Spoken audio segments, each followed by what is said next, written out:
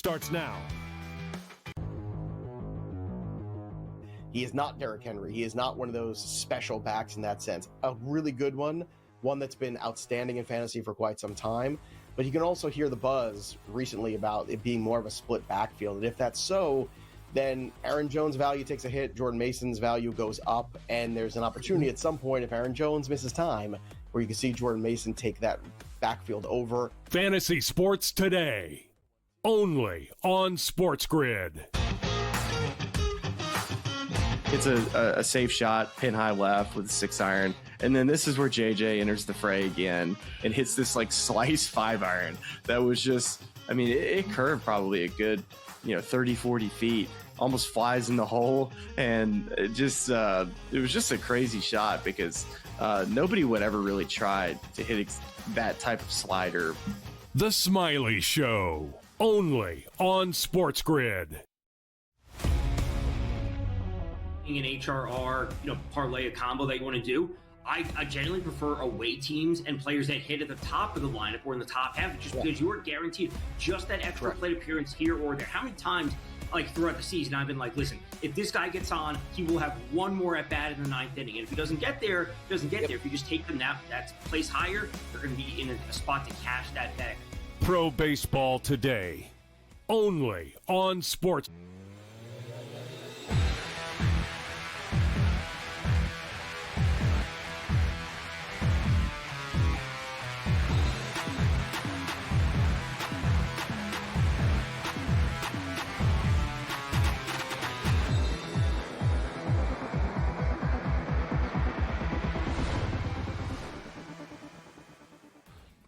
Let's roll. In-game live game day has begun. I am Gabriel Morency. Wetzel is out. Cam Stewart will step up and in Scott Wetzel's place tonight. So we got a lot of golf talk tonight because Brady Cannon will be joining us. Shot straight out of the Brady Cannon, straight from the Strip in Las Vegas, Nevada. We've got Kiev O'Neill going to step up and Kiev is getting ready to go to Las Vegas as well. Everybody's very excited. It's football season, week 0. Countdown to kickoff is on. We've got Major League Baseball games going on right now, but it's kind of a lighter night tonight. Unfortunately, we only have one game in the WNBA. That game is a little bit later on, but it should be a fun one with the Dallas Wings and the Los Angeles Sparks. New York Yankees in action right now as we speak. Shohei Ohtani and the Los Angeles Dodgers, kind of the big game tonight, in the betting world, people trying to figure out how to approach a baseball game when you have such a big number on the board. But a quick update right now, as I stated, the Yankees are in action against the Rays in the same stadium, their stadium. Like, really, it's kind of their stadium. Yankees up 1-0, bottom of the second. They're minus 150 right now only. So the Yankees are $1.50 right now, playing better baseball. The Rays are plus 120. Braves are minus 225. And you cannot be laying minus 225 with this Atlanta Brave baseball team right now. We got a scoreless game with the White Sox at the bottom of the 4th. Royals up on a fading Texas Rangers team. Athletics up 1-0 early on the Twins. Brewers and Cubs actually a big-time game. We got Cam Stewart in the house, Cam. Brewers and Cubs coming up here right now. Cubs got it done yesterday. The Cubs have been beating the Milwaukee Brewers. So a big-time revenge spot for the Brewers tonight. Minus 125 right now against the Cubs. Are you betting this game?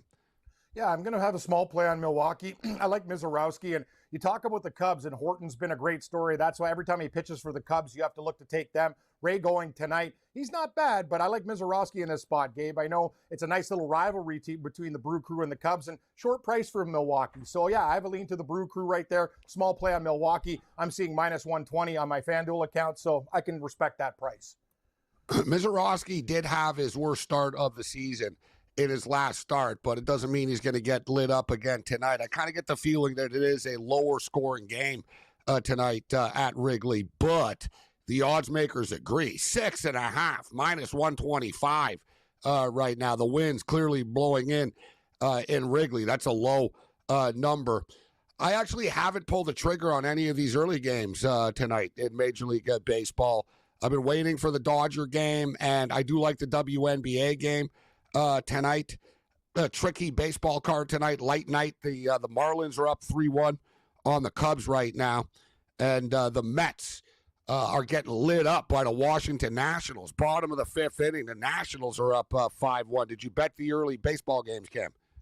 No, I only have the Kansas City Royals, Gabe, and they were down 1-0, and they just put up a 3-spot. They got a runner on, 1 out, so now they were basically a small dog at plus 105. Now they're minus 500. I like the way they're playing. Texas is fading. I will say this, buddy. The Dodgers, you talked about that, coming up at 8:41 Eastern. Minus 1.5 is minus 205 on my account, but I do have one other game for later on tonight. I'm going to take the Cincinnati Reds and Martinez, looking for the sweep. I know Kikuchi's been good for the Angels, but I'm getting plus 108 with the big red machine. That'll be a play, but only on Kansas City early, Gabe. The Dodgers are massive favorites tonight. It's actually come down a little bit depending on when and where you're betting this. I see the Dodgers right now minus 300 and even minus 300 on the money line. They were like minus 200 earlier in the day on the run line, but I'm seeing a $1.90 right now. And of course, Shohei Ohtani will be on the hill for the Dodgers tonight. Dave Roberts said that Ohtani is on a hard 5-inning count tonight. So whatever. I mean, they go obviously by pitch count, by pitches more than innings. But one thing with Ohtani, if you've noticed, since he's been pitching, like his last start, like the pitch count has gone up, right? So it sort of went from, all right, let's, 2 innings, 3 innings, etc., up to 4 innings. Now they're talking about 5 innings. Like when he returned, when he came back, it was like, 1 inning, 1 inning, 2 innings, 2 innings, 3 innings, 3 innings, 4 innings, 4 1/3. But you look at the pitch count, he went 80 pitches in his last start, Ohtani. The start before that, he went 54. The start before that, he went 51. The start before that, he went 46. The start before that, he went 36.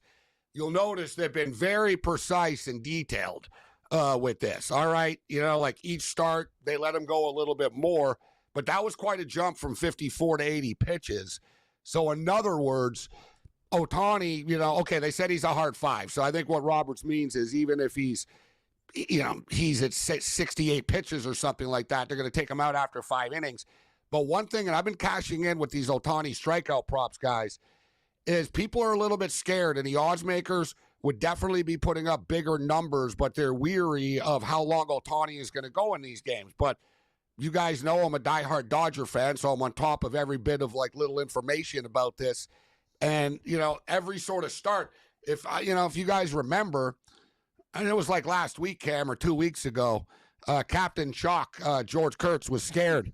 I told him, take Ohtani over strikeout props. Well, I don't know, Gabe. He's going to pitch count in this. I said, dude, whatever. Dude. Like, he's going to, whatever. Like, don't worry about that. Like, He was scared. yeah, he was scared. He was scared. I remember it all. But, so anyways, Ohtani, he went 4 1/3 in his last start. He had 7 strikeouts. In his game before that against the Cardinals, he went 4 innings. He had 8 strikeouts. So, like, Ohtani throws heat. He's hard to deal with. And another thing is, too, a lot of these hitters really haven't seen Ohtani very much. He hasn't pitched very much. And/or he was in the American League before. He hasn't pitched much with the Dodgers, right? So, a lot of hitters in the National League have not seen him that much. And it's a problem for him. And another thing that's crazy, too, when Ohtani pitches, he hits well. It's me and Wetzel talked about this earlier in the week about Ohtani. Well, he's always engaged. He's Shohei Ohtani, but you figure it would be it'd be too much that he's pitching and hitting, but he's hit home runs in games that he's pitched in as well. So that's something that people have always been a little bit weary of. Is it going to affect his hitting when he started pitching? It really didn't, and he's got a higher average when he pitches than what he doesn't pitch. He already hit the home run in the series. So, if you want to go back to it, there's not a lot of value with it. But does he hit a home run tonight? Maybe. But as far as this game is concerned, it sort of sets up a lot like last night, in which it just felt like, it was a Dodger beatdown that was coming due to the fact that Gomber Pyle was on the hill, Austin Gomber, for the Rockies last night. And Gordon's even worse. So Tanner Gordon's on the hill here tonight. He's got a 7.98 earned run average. His whip is 1.80, which is like bad. That's atrocious. He's given up 20 runs in his last 12 innings. So, like, he's been lit up a couple of times, Gordon. Ohtani, and we talked about Ohtani. Ohtani's got 15 strikeouts in his last 2 games. The strikeout prop tonight is 5.5. So last night it was a pretty easy win with the Ohtani over 1.5 total bases and the Dodgers to win the game at -125. We're going to daily dip again here, double dip with Ohtani. Dodgers to win the game. Ohtani over 5.5 strikeouts, guys, is -110. We'll put together some other same-game parlays for this and other ways to approach this game tonight. But I like this. Dodgers win. Ohtani over 5.5 strikeouts, -110.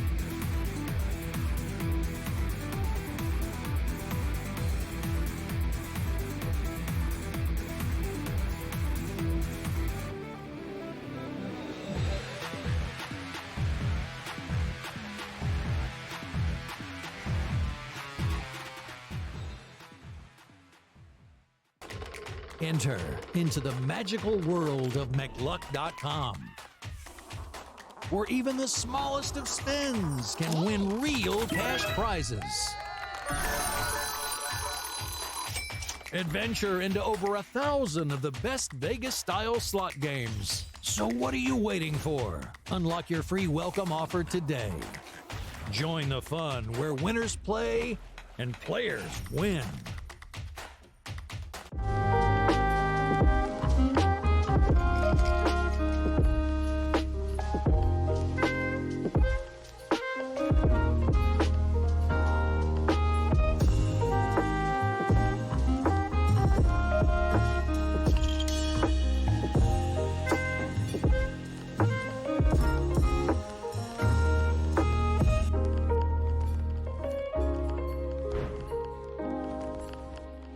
We're going to go through every single thing, and I've got a great team behind me that's going to help me get the job done. I want this to be the place that people come to. There is going to be an energy to game time decisions that you will feel night in and night out. We are going to hit every single one of those markets that you need to know about. We will have everything at our disposal, and we will use that to our advantage. There is not going to be a better place, I promise you, than Game Time Decisions. I'm Kevin Walsh. Tune in to Game Time Decisions weekdays on SportsGrid.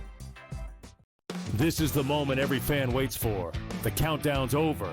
The road to kickoff has begun. Play is here to stay. I'm not going to name names, Kevin. From win totals to player props, from division races to MVP debates, we've got eyes on every camp and data feeding 24/7, breaking down every angle across the league. Every pick, every edge, every line that matters.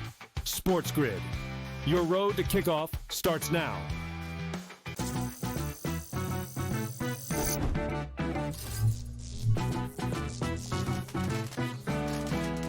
Did you know sportsbooks tend to draw up tighter bet lines for events that get even more bettors, like championship games or major matchups? My tip, try betting on less popular sports. You might have a better shot at beating those odds. Now, go get lucky. See you in Las Vegas. Let's get lucky.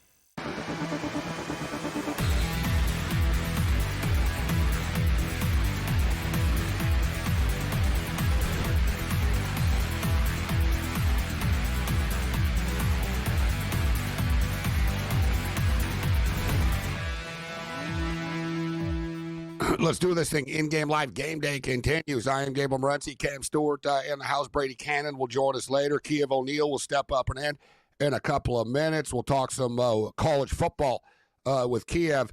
Interesting card this week. And, you know, this is sort of a public service announcement for everybody, including myself, as I'm very excited for college football to be back. And I've started to fire off some college football futures.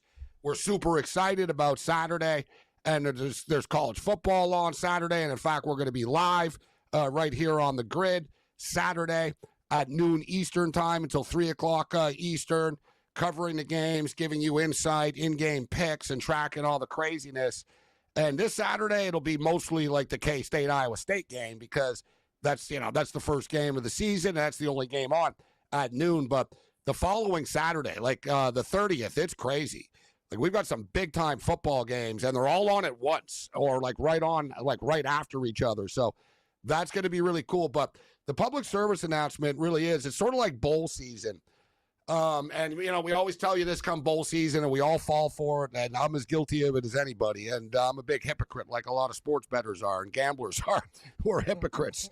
But I've always said, listen, it's these early bowl games. Be careful. You don't want to bury yourself early and, lose your bankroll, get discouraged. Like, you don't want to, it really is, it's a marathon. It's not a sprint, right? Like, if you think about from week 0, August 23rd, to like the end of January, when the national championship game is going to be on, because they keep pushing it back a week all the time. It's a lot, there's a lot of football games to be played, right? So, be patient, pick your spots. And I find this week 0, there's no stone cold, like, oh, yeah, that's going to happen for sure. Like, K-State, Iowa State game is a complete toss-up. Either team could beat either team. They're conference rivals. They're playing on a neutral field in Ireland. It's a 3-point spread for a reason. Anything can happen in that game. UNLV, well, yeah, UNLV are going to beat Idaho State, but are they going to beat them by 27? That's not any, and every lock has a key. But if you look at the games this week, like Kansas and Fresno, I've always thought that I like Kansas, but I think that Kansas are a little bit overpriced in this football game. Fresno State have had more football success than the Kansas Jayhawks have yet, because the game's in Kansas. Kansas are laying 12.5, 13 points. The Hawaii-Stanford game is real tough. Hell, Western Kentucky and Sam Houston State. If I want to bet a Western Kentucky Sam Houston State game, Cam, I'll wait till a Wednesday, Tuesday night in November when there's nothing else on TV. Like, everybody's including this game. I'm like, that's the one game. I'm like, that just has like Wednesday night, just, weirdness. It's one of the, you don't have to bet. And that's another thing too. The odds makers make lines for every game. That's their job. It's not your job to bet every game. And once again, I'm guilty of it. Cam Stewart would be like on death row of it from betting so many games. Yep. So, but like, yeah, more than guilty. Guilty as charged. But there's a ton of college football games, guys. So you really, just pace yourself. Like, and, coming into week 0, and I remind myself this week, because I'm like, man, I'm ready to fire off. I'm ready for this Saturday and college football. And then I sort of look at the card. I'm like, which one of these games do I really want to put a lot of money on? Not like, I'm not like overly confident in any of them. I like a few of them. I like some of the totals this week, but I'm going to pick my spots, and we will see, because you guys know I post my picks. We'll see how disciplined I end up being this Saturday with the college football games. But we'll see who Kiev likes. He'll step up and in a couple of minutes. And then, like I said, next week, Thursday night, college football, there's a ton of games. And then Friday night next week, and then Saturday. So sort of like the appetizer. They're bringing us the soup, Cam. It's like the soup and the bread, week 0. And then August 30th that's when the meal starts to come to the table. Yes. You're right. The soup and bread was his Olive Garden. No, I'm waiting for the main good, but it's not bad soup and bread though. You talked about it, like coming out of the gate with a Big 12 matchup like Kansas State and Iowa State. Those are good programs, right? People like, oh, UNLV. Gabe, I get it, and I like what you said about Idaho State when we were talking on the podcast. Like, I know they're 5-17, but you're asking UNLV now to win by 27 points in that game. That's interesting, right? Everyone's talking about over in the Sam Houston State game. Anything can happen in college football. You can read all you want. You can look at all the stuff. Oh, look at this. Look, yeah, we all have feelings about it, but once the games are played, crazy stuff happens. I think it's a very difficult week. The Idaho State UNLV game should be a fun one. This is one of them that I do think there's going to be points put up on the board in this week. The total has started to climb too, guys, and I warned people about this on this show earlier in the week. I said, listen, it's 64 right now. I expect this to close in the 67 range. It's starting to creep up. It's at 65.5 now at most spots. And you've got an Idaho State Bengal team rolling in here. But Idaho State are one of these teams. They've got some dudes that can play. They can put points up on the board, too. Like, they have a pretty good offense Idaho State. Look, they opened up their season last year and they played against the Oregon State Beavers. They lost 38-15. All right, and Oregon State were pretty good last year. So they lost by 23 to Oregon State. Now they're getting 26.5 against UNLV. And it should be noted, and I know this UNLV quarterback better than anybody, Alex Orji. He was on the Michigan Wolverines for the last couple of years. Big kid, man. He can run, and he's experienced. Like, he played in the Rose Bowl against Alabama. He played in the national championship. Like, even when J.J. McCarthy was there, they had packages for Alex Orji. But you saw what happened last year. They gave Alex Orji the opportunity to win the starting quarterback position, and he just couldn't throw the ball well enough. But I get the feeling that he's going to be like Bo Jackson and Bosworth Cam. Orgy's going to face plant a couple of these Idaho State kids. Like, they're going to have a hard time tackling him. So, and the other thing is, too, the other thing is, too, Dan Mullen is taking over in Vegas. It's his first game. He's going to run the score up if he can. But I don't know if he can run the score up, but he'll keep scoring. So we'll put it that way. Like, I think UNLV can get to 50 and still not cover.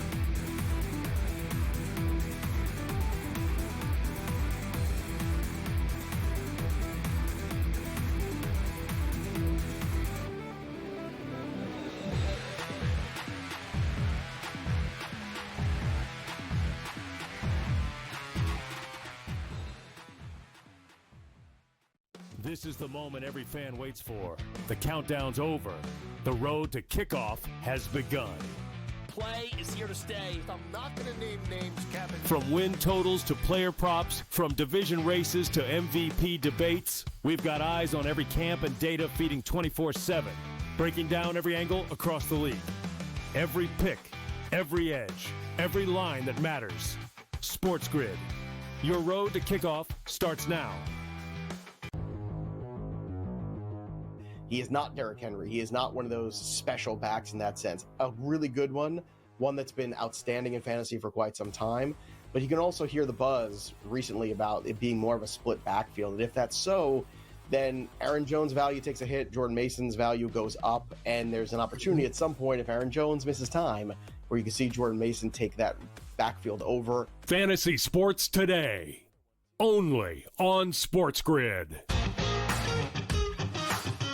It's a safe shot, pin high left with a 6-iron. And then this is where JJ enters the fray again and hits this slice 5-iron. That was just, it curved probably a good, 30, 40 feet, almost flies in the hole. And it was just a crazy shot because nobody would ever really try to hit that type of slider. The Smiley Show, only on SportsGrid. In extras, knocked out the Reds 6-5. This team doesn't lose. And the only thing I want to say, Tom, is I just hope they can continue this. Now, what does that mean? 40 games in a row? Of course we know it's not going to be the case. They are peaking right now. We've seen so many times. Baseball's a long season. Boy, if the Brewers are playing this baseball on September the 28th, watch out. But they are sensational right now. Pro Baseball Today, only on SportsGrid.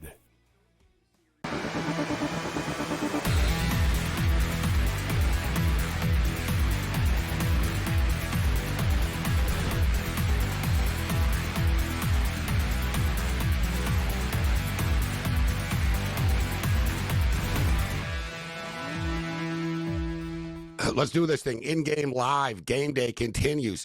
I am Gabriel Morency. We're fired up for week 0 college football, but we have the usual roller coaster going on with the New York Mets.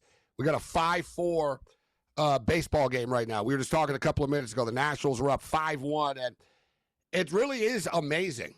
And I don't mean that in an amazing Mets way, like they're amazing, but it really is crazy.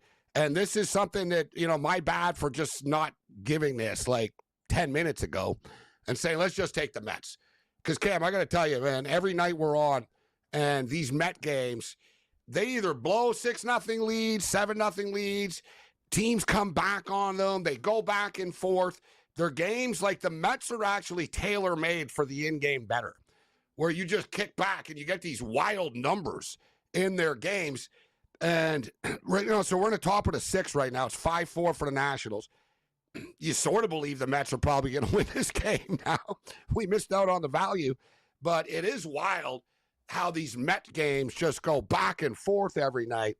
And the whole thing with these in-game bets is to try to get as many plus money opportunities as you can, or like plus runs, right? I mean, we could have got the Mets at plus 3.5, 4.5, but sort of felt like, all right, the Mets are getting drilled here tonight. So the Dodgers and the Rockies are coming up right now. So as we stated, we broke it down a little bit earlier off the top of the program, but Tanner Gordon's on the hill here tonight for the Colorado Rockies. Got a 7.98 earned run average. Tanner Gordon's whip, 1.80. Tanner Gordon's given up 20 runs in his last 12 and a third innings pitched. Ohtani on the hill here tonight, as we discussed. He got up to, 80 pitches in his last start. His strikeout prop is 5.5. He sailed over this in his last 2 starts. So like I said, he went over this when he pitched like 56 pitches against the Cardinals. He had 8. He had 7 in his last start. So 5.5 is reasonable. And I think this is going to be the last chance, guys, that is 5.5 for a strikeout prop for Ohtani. Like if he wins, well, I don't want to get ahead of myself. He hasn't done it yet. But if he wins, the odds makers are going to catch on about the pitch count and that he's staying in these games longer. So same game parlay, Dodgers to win the game, Shohei Ohtani over 5.5 strikeouts. Now, as far as other plays, how else do we want to attack this? Cam, minus 1.5 is minus 190. I've been doing it in the series. We hit it last night. We lost in game 1. I did hit the run in the first inning last night, and that's something that I think we should do here. Will there be a run in the first inning tonight? I think we have to say yes. Let's see inning props, like Dodgers to score in the first inning. Run in the first inning runs. First inning money line, Dodgers plus 125. Most hits in the first inning. Wow, Dodgers plus 100, Rockies plus 225, draw plus 240. So this can tie, Cam, but I'm going to, I'm getting roped in here. I'm going to bet that the Dodgers start off strong. Yeah, exactly. What I like about this is they even dude, they scored like 2 runs last night in the first inning right away. The game 1 of this series, they got on. Ohtani and Betts got on. They were on first and second with nobody out, and they ended up not scoring. So I'm going to play, will there be a run in the first inning? Yes, but I'm also going to play most hits in the inning with the Dodgers, and it'll take away in case they get a bunch of guys on and they don't score. And I'm going to sort of count on Ohtani mowing people down here to start this baseball game. But when you got a number of minus 300, you got to start to find creative ways to approach it. And we should note tomorrow, there's a CFL game tomorrow in the Canadian Football League. And the Montreal Alouettes are down to like their 5th, 6th string quarterback. James Morgan just got signed. He's walked in off the street. Bowling Green quarterback. He's starting tomorrow against the Winnipeg Blue Bombers.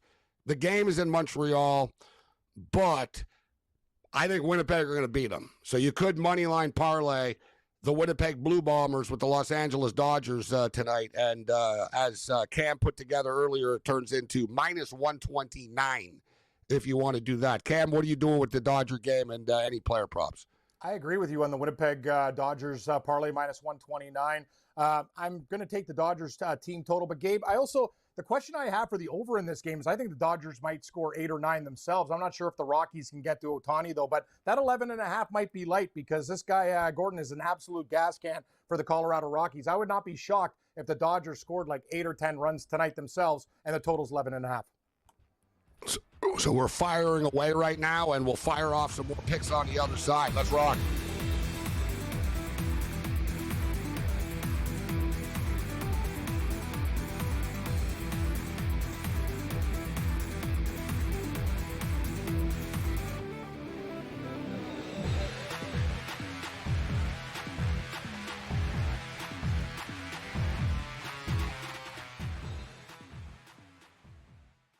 This is the moment every fan waits for. The countdown's over.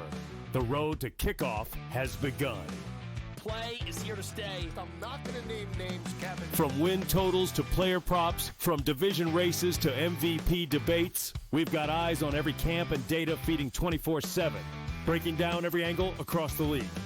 Every pick, every edge, every line that matters. SportsGrid.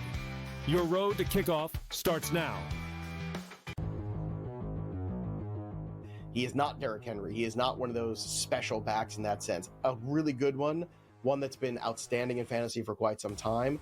But you can also hear the buzz recently about it being more of a split backfield. And if that's so, then Aaron Jones' value takes a hit, Jordan Mason's value goes up, and there's an opportunity at some point if Aaron Jones misses time where you can see Jordan Mason take that backfield over. Fantasy Sports Today, only on SportsGrid.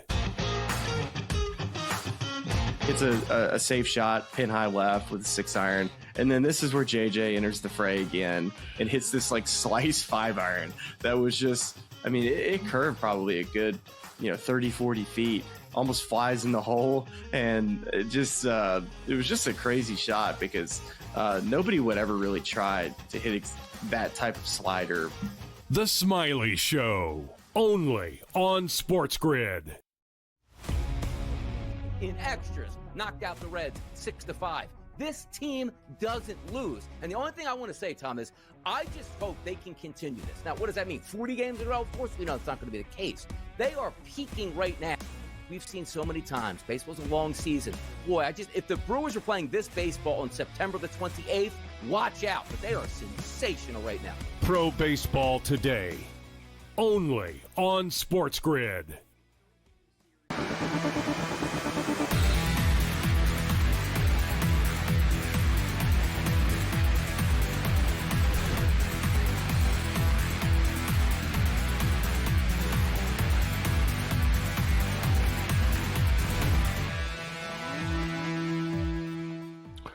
In-game live game day continues. Yankees up 1-0. We did jump in on the Yankees. We talked about earlier at -150. Felt like a pretty fair price. Yankees playing better baseball right now, so 1-0 in the bottom of the fourth inning in Tampa right now. But we got the Dodgers game coming up right now. Ohtani on the hill, so we gave you the same game parlay.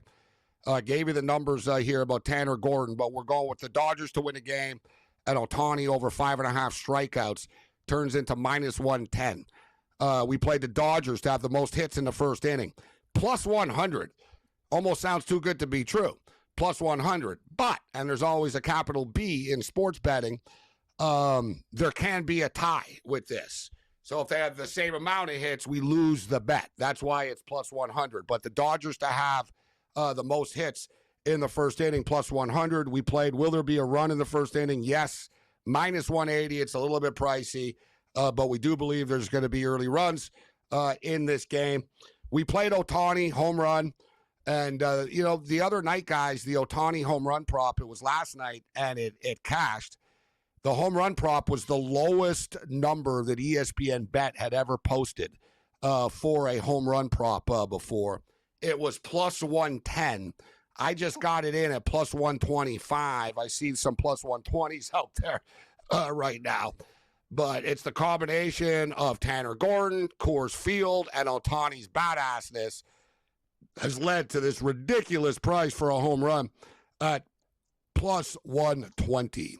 Let's bring in Kiev O'Neill right now as he prepares to go to Las Vegas to enter the contest. We've got week 0, college football ready to kick off, and there's a game in Vegas on Saturday with UNLV and Idaho State at 1 o'clock Vegas time, 4 o'clock Eastern time. Kiev, always a pleasure, my man. How you doing? Well, I'm doing great, man. I'm hustling because I'm way behind. I got to get everything packed up and ready to roll tomorrow. I'm podcasting from the Circa at Radio Row, and just very excited to have all the guys come on. Great guest. Derek's going to be a guest. Mike Palm, Jeff Benson, all the usual suspects. Some of the best contest players that's ever played contests in Vegas will also be joining me, man. But real excited to watch a little college football at Stadium Swim as well. How do you not love Farmageddon coming up? Yeah, well, now it's almost like we had so much time to prepare for college football, and here it is. And week 0 is here. And I was telling people a couple of minutes ago, Kiev, that it's a marathon, right? It's not a sprint. So, you don't have to go crazy with the week 0 games. And quite frankly, look, August 30th is off the hook. And even the next Thursday is packed, next Friday is packed, and then next Saturday you have all the big time teams going head to head, the LSU Clemson game and Miami Notre Dame, Alabama Florida State, etc., Texas Ohio State. But K-State and Iowa State get the party started. Idaho State and UNLV with the biggest point spread of the day. Hawaii and Stanford is an interesting game. You can make an argument for both teams. As far as week 0 is concerned, Kiev, what catches your eye? What game are you looking forward to betting on? Well, I already made a bet in this game, and I took Iowa State plus the 3.5 at -105. Now, there was some 4s that hit, and then all of a sudden it did get knocked back down to 3. Don't fret, though. Don't take it yet, because I think there's going to be more money coming in on Kansas State, and I think it's going to jump right back up to the 3.5 sometime before the game. This is a situation, and you know how college football is, man. Everyone thinks they know something until they get punched in the face, right? They get there, and this team can be a completely different thing that you've ever seen. Look at Indiana last year. Look at Arizona State last year. Everyone had their convictions of how bad these teams were going to be, especially ASU. And they have to be the best team in the Big 12. Look, we don't do a lot of research, and we find edges, and we get those edges through line value. But man, to be honest with you, you got to be careful during week 0 and week 1. Tread lightly, be happy for your victories, but man, you're going to be shocked by some of these teams. When I see a Big 12 team like this, or game like this, between two teams that were relatively equal for a long time last year, Rocco Becht and the Clones were slated in to be in the Big 12 championship game. I'm going to take the dog here, man. I'm going to take the dog at plus 3.5. It would not shock me if this awful field that they're playing on in Ireland looks like potatoes are growing out of it. A different type of Farmageddon out there. I think that there's value on Iowa State, and I think this coach, Campbell, is actually a good dog coach. Kansas State, man, they can get very erratic when they're playing ball. That quarterback has been known to throw a lot of interceptions at non-opportune times, let's say. I like Kansas State, but what's there to say that I like them past 3.5 over a program like Iowa State that's always been successful? Not to mention, too, it's interesting because K-State's win total is 8.5 this year. Iowa State's win total is 7.5. And we're talking about an Iowa State football team that won 11 games last year and has a ton of returning production as well. Mm-hmm. And as you talked about, Avery Johnson can be flashy at times, but he's erratic. He's not very accurate. Their passing attack is erratic. And K-State, as we all know, they're a much better team in the Little Apple, right? So now you're taking them in the first game of the year. They like to throw the ball more than Iowa State do. Iowa State can run the ball. And they got both backs are back. Like Iowa State are going to run the ball, and they're going to chew clock up here. Iowa State's defense is good, and recent success too, guys. It should be noted that Iowa State have beaten Kansas State 4 of the last 5 times that they played. They're actually 8-2 against the spread the last 10 times that they played. But as you stated, Kiev, K-State, this. I like Iowa State as well. I think the game is a toss-up. As you stated, it's week 0. Anything can happen. But hopefully the number does go up. And I'm going to wait because I don't think it's going to go down to 2.5. So, hopefully we can get some value and it pops back up to 3.5 or so. But not just K-State, but Kansas are playing as well. So speaking of Kansas, we've got the state of Kansas. We got Kansas in action against Fresno. E.J. Warner. Guys, Kurt Warner's son is the quarterback now of the Fresno State Bulldogs, and Jalen Daniels is a stud, the quarterback of the Kansas Jayhawks. Kansas renovated their stadium. This is the first game where they're back home after playing at Arrowhead for the last couple of years. I think this is going to be a fun Kansas football team, but I'm not so sure, Kiev, that they should be laying this many points against the Fresno State team that, quite frankly, has been more successful football program than Kansas has been over the years. But there's a lot of moving parts with Fresno compared to Kansas. I like the over the game personally, but do you have any thoughts on Kansas and Fresno? Yeah, you got Lance Leopold there still, and the over starting to take a little bit of money. It's 50.5 juiced to the over here at minus 112. It's a situation where Fresno's got new coach and also a new team. EJ Warner has not played great football in all the spots. This kid's been around a lot of different teams, right? More teams than Tyler Shook, I believe. He's transferred a lot. I don't think he's necessarily the answer, but you saw what happened to Kansas after Lance Leopold lost Andy Koltanicki to Penn State. They really regressed. But one thing about Kansas is they do return the quarterback in Jalen Daniels, who can be electric, and it worries me a little bit because I think Kansas could be maybe a little bit undercover here. Maybe not enough people are talking about them because I still love betting on great coaches here. And it's a Big 12 team that was embarrassed last year, and they're going to try to make a statement against Fresno State. I am staying away from this because this is one of the most high variance situations, in my opinion. My line says to bet Kansas, to be honest with you, Gabe. I'm closer to the minus 14 and a half range. And so I'm staying away for now, but we'll see if this thing moves anymore. Kiev showing some discipline, Cam, as we talked about. And as I say, Kiev, there's a million college football games that are going to happen between now and the end of January. They got to set numbers for every one of them. We don't have to bet them all. But on the other side, I'll ask you if you're betting the Western Kentucky Sam Houston DGen special game of the week.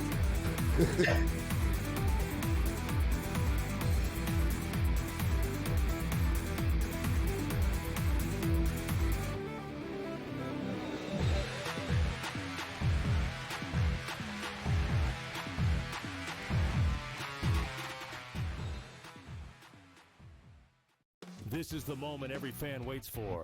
The countdown's over. The road to kickoff has begun. Play is here to stay. I'm not going to name names, Kevin. From win totals to player props, from division races to MVP debates, we've got eyes on every camp and data feeding 24/7, breaking down every angle across the league. Every pick, every edge, every line that matters. SportsGrid. Your road to kickoff starts now. He is not Derrick Henry. He is not one of those special backs in that sense. A really good one that's been outstanding in fantasy for quite some time. But you can also hear the buzz recently about it being more of a split backfield. And if that's so, then Aaron Jones' value takes a hit, Jordan Mason's value goes up, and there's an opportunity at some point, if Aaron Jones misses time, where you can see Jordan Mason take that backfield over. Fantasy Sports Today, only on SportsGrid. It's a safe shot, pin high left with a 6-iron. And then this is where JJ enters the fray again and hits this like slice 5-iron. That was just, it curved probably a good, 30, 40 feet, almost flies in the hole. And it was just a crazy shot because nobody would ever really try to hit that type of slider. The Smiley Show, only on SportsGrid. In extras, knocked out the Reds 6-5. This team doesn't lose. And the only thing I want to say, Tom, is I just hope they can continue this. Now, what does that mean? 40 games in a row? Of course we know it's not going to be the case. They are peaking right now. We've seen so many times. Baseball's a long season. Boy, if the Brewers are playing this baseball on September the 28th, watch out. But they are sensational right now. Pro Baseball Today, only on SportsGrid.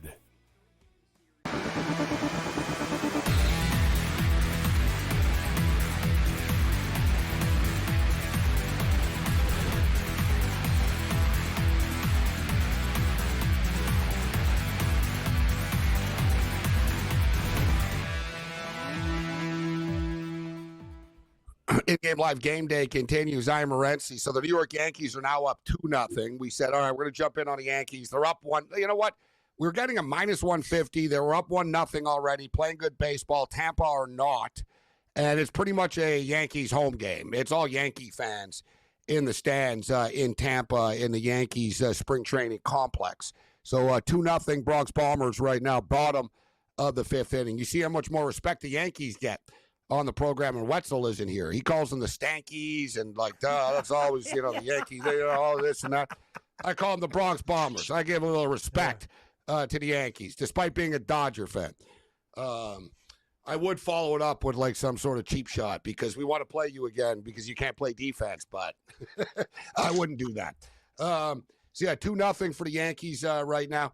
Speaking of the Mets, though, we were talking about this wild Met game. It's still 5-4 right now. So the Mets were down 5-1. They made it 5-4. They're plus 225 now. We're going to the bottom of the 7th inning. The Mets are plus 225, and the Dodgers and Colorado have just begun. Shohei Ohtani batting right now as we speak. So we'll keep our eye on this. We got Kiev O'Neill in the house with us in Arizona. And Kiev is near the ASU campus. Last year, Arizona State football lit the college football world on fire. And I think some people sort of think that, Bo Scadaboo's gone, and it was kind of a one-off last year, but they got like 16 returning starters, guys. Like, they're actually stacked, including Sam Levitt is back, their quarterback. Their coach is like, winning is contagious type of guy. He's all in, so I wouldn't dismiss them. The Big 12 is going to be like really, really interesting this year. There's a lot of teams that can legitimately win it. But Kiev, before we get you out of here, so yeah, week 0, I was talking about the Stanford game. We talked about Kansas and Fresno a bit, but Stanford and Hawaii is an interesting one now, with Frank Reich being the head coach of Stanford and Andrew Luck running the program. And we've got the D-Gen special with Western Kentucky hosting Sam Houston State on Saturday as well. What are your thoughts, Kiev? Well, it's a good thing that my Circa Sportsbook app is still fat from when I left it last year, because I had some good times when I was there. I'm excited for this game, and I already bet that game. I mean, this is over, baby. This is all the way over the total. And you know what? It moved, but so what, man? Do you know how many returning defensive starters? If you add up Sam Houston with the Hilltoppers, you know how many people they return on defense? 2. They return. I was going to say 3. I was about to say 3, but 2. Oh, yeah. 2. They're both on Western Kentucky. If you remember that defense last year, Western Kentucky not exactly shy about giving up points. I mean, this is the overall day. Phil Longo, I know him quite well, as he's been the offensive coordinator for my Badgers for a couple of years. Coaches always had to try to put the handcuffs on him because he wants to keep speeding it up. The coaches didn't want that. And why would you want to do that in Big Ten, right? You can get yourself in a lot of trouble. But, Phil Longo, the way he plays is fast, run and gun, spread. He's going to definitely spread it out and air raid, I should say. That's his style of offense, the old air raid under the old Leach coaching tree. So, I mean, Longo is really going to speed this up. I expect to see some offense from Sam Houston, but the pace of play is going to be hyper speed, in my opinion, especially with the Hilltoppers there in the way that they like to play football. I'm expecting a completely terrible defensive showing from both sides. I'm expecting a lot of throwing the ball, and I'm expecting a lot of that clock just sitting there being stopped. So in this situation, even though it's up to 61 now, I'd still take the over, Gabe. Now, you mentioned Wisconsin. Kiev is a Wisconsin Badger, even though he lives in Arizona right now. The Wisconsin Badger win total, Kiev, is 5.5, but plus 140 to the over. Under 5.5 is minus 170. So the sports books believe that this program is going in the wrong direction right now. Well, I'll tell you this, it's the market that believes it, but the sports books didn't move it to 4. They didn't move it to 4.5. They didn't move it to 5. It's still 5.5. And I think that the sports books have a little bit more faith in the market itself. You know how it is. Everybody's on the Wisconsin under because you've seen their schedule. They got like Iowa, Oregon, Ohio State, and I think Michigan all in 1 month, all in the month of October. But man, I lean to the under. I'm not going to lie. This is not one I'm looking to bet, really. I'm going to just try to be a fan of Wisconsin. Hopefully they can get to the bowl game. But, this is a situation. Edwards comes in, Billy Edwards from Maryland, who actually I thought looked serviceable at Maryland. I thought he was okay and not really the problem over there. And they have some surefire guys. They've been recruiting better. They lost some guys in the transfer portal too. But I'd be careful when one direction and everybody's hating on this team, because this is the time where that team kind of surprises some people. I mean, Wisconsin gets an offensive coordinator now from Kansas who runs the football, right? And they're kind of going back to that whole Wisconsin big offensive line, punch it down your mouth, hippo package. We love the hippo package, right? Those were fun days of watching with Ron Dane and Jonathan Taylor and all the great running backs, Melvin Gordon, that they've had in the past. I'd be a little bit cautious now, just because when everybody likes something, you might want to look the opposite way. I'm not saying I'm going to run to bet the over at plus money, but it only takes a few upsets in the Big Ten and they can get 6. I would be saying, you know what, this is a bowl caliber football team. I think there's a little bit of an overreaction and too much negativity. But as you stated, Kiev, dear God, the schedule is just murderer's row, right? I mean, all right, you open up the season with Miami, Ohio, and Middle Tennessee. Then it's Wisconsin at Alabama, Maryland at Wisconsin, Wisconsin at Michigan, Iowa, Wisconsin, Ohio State at Wisconsin, Wisconsin at Eugene, Oregon, Washington at Wisconsin, Wisconsin at Indiana, Illinois at Wisconsin, Wisconsin and Minnesota. There's no free passes here. Like, just every week, it's just a bloodbath for them. Yeah, I mean, I only see Miami, Middle Tennessee State, and the home game against Maryland as sure wins. So they need to get rid of them. Kiev O'Neal. Find him in Vegas this weekend with Cam.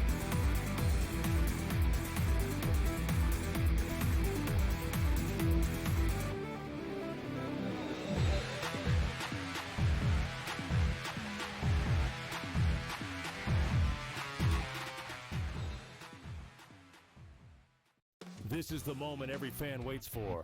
The countdown's over. The road to kickoff has begun. Play is here to stay. I'm not going to name names, Kevin. From win totals to player props, from division races to MVP debates, we've got eyes on every camp and data feeding 24/7, breaking down every angle across the league. Every pick, every edge, every line that matters. SportsGrid. Your road to kickoff starts now. He is not Derrick Henry. He is not one of those special backs in that sense. A really good one that's been outstanding in fantasy for quite some time. But you can also hear the buzz recently about it being more of a split backfield. And if that's so, then Aaron Jones' value takes a hit, Jordan Mason's value goes up, and there's an opportunity at some point, if Aaron Jones misses time, where you can see Jordan Mason take that backfield over. Fantasy Sports Today, only on SportsGrid. It's a safe shot, pin high left with a 6-iron. And then this is where JJ enters the fray again and hits this like slice 5-iron. That was just, I mean, it curved probably a good, 30, 40 feet, almost flies in the hole. And it was just a crazy shot because nobody would ever really try to hit that type of slider. The Smiley Show, only on SportsGrid. In extras, knocked out the Reds 6-5. This team doesn't lose. And the only thing I want to say, Tom, is I just hope they can continue this. Now, what does that mean? 40 games in a row? Of course we know it's not going to be the case. They are peaking right now. We've seen so many times. Baseball's a long season. Boy, if the Brewers were playing this baseball on September the 28th, watch out. But they are sensational right now. Pro Baseball Today, only on SportsGrid.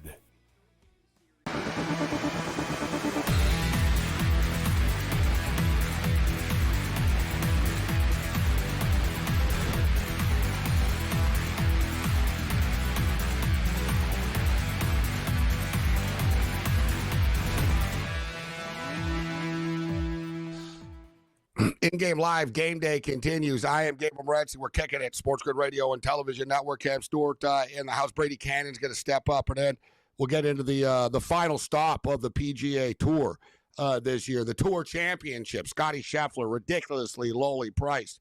A plus 170 favorite to win a golf tournament, albeit there are only 30 players in the tournament. So I guess, you can almost justify it. But we'll get to that in a couple of minutes. 2-0 for the New York Yankees right now. The Dodgers did not score in the first inning, But remember I said, all right, I'm going to play. There's going to be a run in the first inning. We lose that bet. But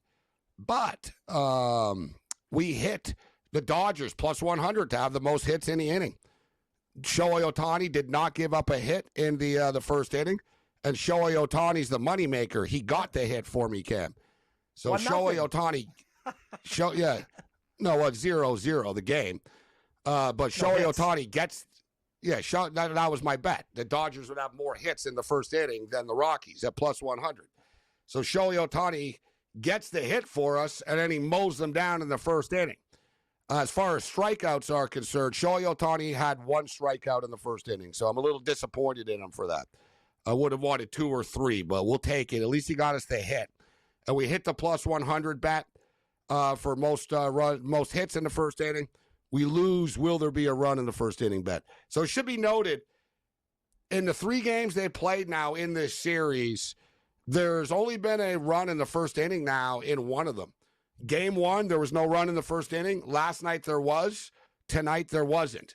So the run in the first inning has been a losing proposition, and it has been juicy. I've been laying minus 170 and 180 with this nightly in this series. But we are scoreless going to the top of the second inning right now. Updated number, Dodgers minus 270, Rockies plus 210. Total sits at 2.5. Run line, Dodgers minus 2.5. Minus 105. Michael Conforto is about to pop up right now. It's like the Simpsons, the Simpsons baseball announcer. Here, I forget the guy's the player that he named, but here comes the third baseman, and after he grounds out, we'll give you the sponsor. It's like, all right, get it over with, Conforto. Do what you're gonna do, and pop out quickly here. But hopefully, you can surprise us and get a hit. But the Dodgers are minus 290 right now. Colorado Rockies plus 220. Rockies are plus 2.5. So the Rockies did win game 1 of this series. You're getting plus 2.5 with them right now. Atlanta Braves up 1-0 on the White Sox. We're in the top of the 8th inning. If you think that the White Sox could potentially put a run on the board and get this thing to extra innings, they are plus 650 right now. It's a pretty big number for a team that's only down 1 run. And the White Sox aren't terrible right now, and the Braves' bullpen has been pretty shaky as well. So you could argue, Cam, that the White Sox at plus 600 are worth a look just because they're only down 1. But they're running out of outs. There's 2 outs in the 8th, and they're only going to have 3 outs in the 9th. Yankees up 2-0 still right now. Tampa are plus 270 if you like the Rays to get back in this. Yankees minus 1.5 runs, minus 165. Royals and Rangers. The Kansas City Royals right now. They are up 3-2. Still pretty early in this game. Bottom of the 4th inning.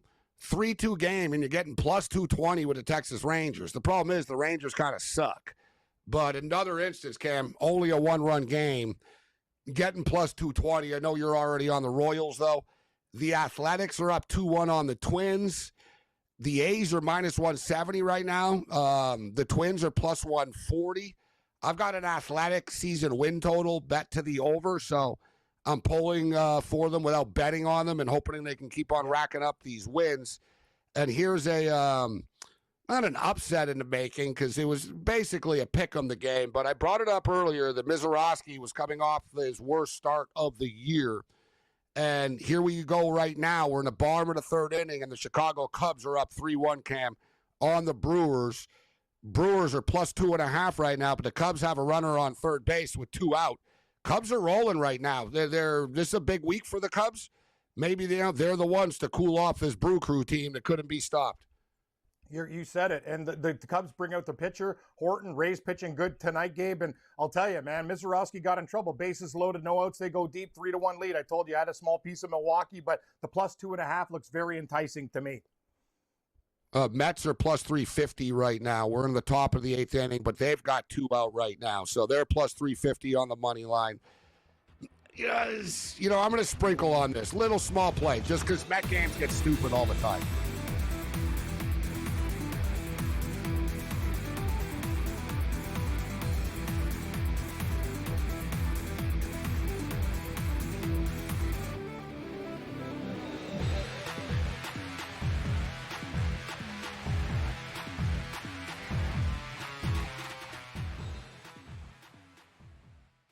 This is the moment every fan waits for.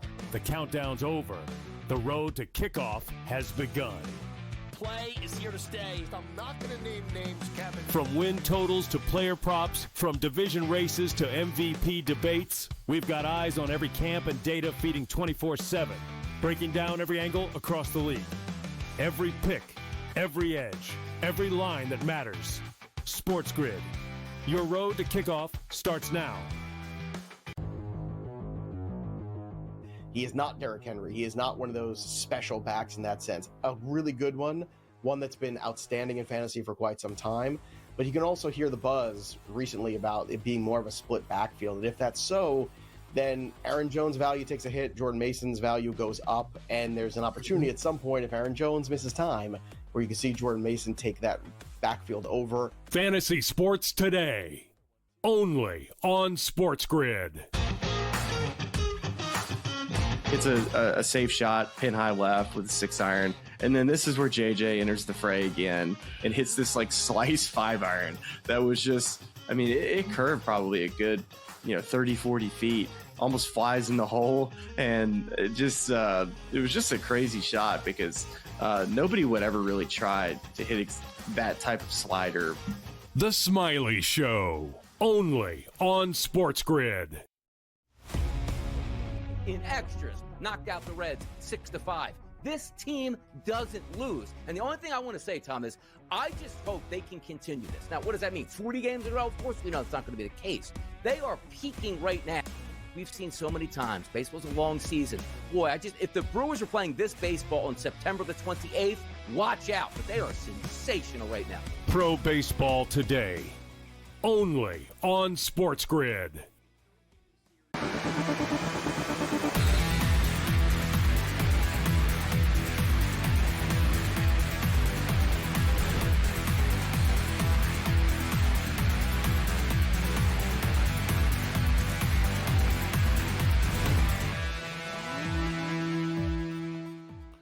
In-game live game day continues. Quick update. Bombers still up 2-0 right now on the Rays.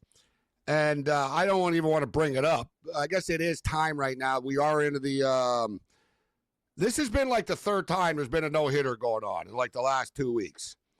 And so, usually, okay, it's the 5th, the 6th, and, you don't really, until it starts to get real here. But the Yankees right now, up 2-0. Tampa still do not have a hit yet.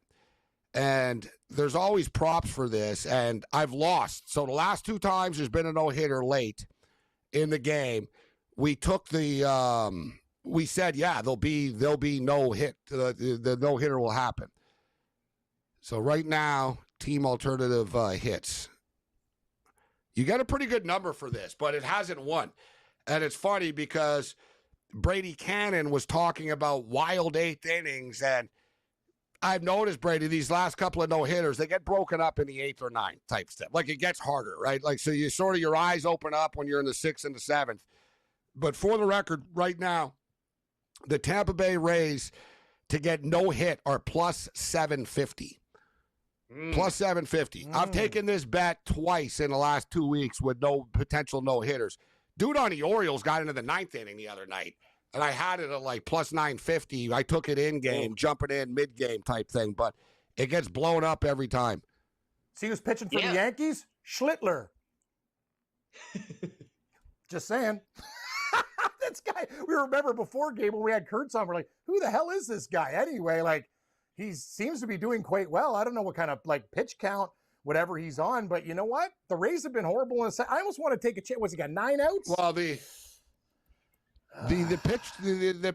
pitch count's not a problem. He's at 66, so he's got real estate to do this. He's got room to pull this off. He's got to get 9 more outs, which I don't think he'll do. Personally, I don't think he'll do. For the record, he's got a perfect. He hasn't walked anybody either. If they bring in a reliever and the reliever no hits him, your bet still cashes, right? It's that Tampa Bay will not get a hit. Yeah. Well, that's not a bad It's not shake right there. That, it doesn't have to be the one pitcher. That's a pretty good deal. No. It's under team, so team props and then alternate hits. So you sort of got to dig for it and find this. But since there's been all these potential no-hitters, like I said, I've been through this. This is the third time right now. And I'm almost going to kick myself. Yeah. You figuring, you know what? There's probably got to be one of them. Is there going to be a no-hitter between now and the end? And one thing is, too, guys, there's usually the no-hitters usually happen in September, actually. So I know we're still in August right now, but you have a lot of call-ups. You have a lot of random stuff.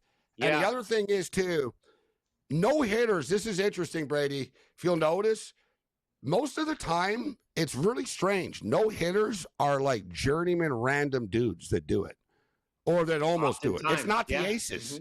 The aces get babied and taken out of the game and, your pitch count and, we're worried about this and that. Dude, the other day, the young guy on Brandon Young on the Orioles. Right. He's terrible. He's 7 2/3. He has an ERA of like 7, guys. He gets lit up all the time. Me and Wetzel talked about it. He's from the area. He's from the Dallas-Fort Worth area. He goes to Texas. He nearly threw a perfect game, or Houston, wherever it was. Right? And I think it was Houston. It was Houston. And he nearly throws a perfect game. Today, the Astros scored 1 run today, right? I mean, that's like their first run scored, or actually, I think they scored a couple, but they have not been able to. They scored 2, yeah. I think they scored 2 yesterday, 2 today or something. I mean, that's like 3 runs in the last 4 games. Right. I'm ready to write Seattle them off. Can't take advantage of it. It's amazing, Seattle, like if you're Seattle. Seattle got swept by the Phillies, right? Yeah, East Coast was not kind to the Seattle Mariners. All right, I want to get some golf in here, obviously, but Brady, we were talking with Kiev O'Neill. Everybody's getting excited for the football contest. And Brady is obviously one of the most in-tune gamblers and insiders in Las Vegas. So I wanted to ask you about Jimmy Vaccaro and his official retirement, and just a real piece of Vegas sports betting history. Is no more after 50 years. And I've always been fascinated by him. I lived in the same condo as him for a couple of years, so I used to just sort of, run into him in the lobby and in the elevator and always just be that annoying person. Like, how many questions do you think people ask him over the years? Man. I was like, hey, Jimmy, what do you think about this? Hey, Jimmy, what do you think about this? And I used to rattle off all these questions. He'd be like, hey, kid, I'd always have these, because I'd be like, I'm in the elevator with Jimmy Vaccaro. It's my chance to really ask him some questions. So, but just a true legend of the game. And, his story was fascinating. I read it was a great piece in the paper about at the Royal Inn, and he was just like a blackjack dealer. And the owner said, hey, listen, I'm going to open up a sports book. Do you know how to run a sports book? He goes, no. And he goes, all right, well, neither do I, so let's do it. And he opens up the sports book. And then, and the rest is history, as they say, so to speak. But one thing, because I saw in a lot of the headlines, they were like, he was the only one that set odds for the Mike Tyson fight, etc. But to me, what I was fascinated by, guys, and Brady, maybe you could elaborate on, is the fact that what other props and things did he bring to the industry? But I did not know the story of how NFL win totals were created. Yeah, that's the big one, man.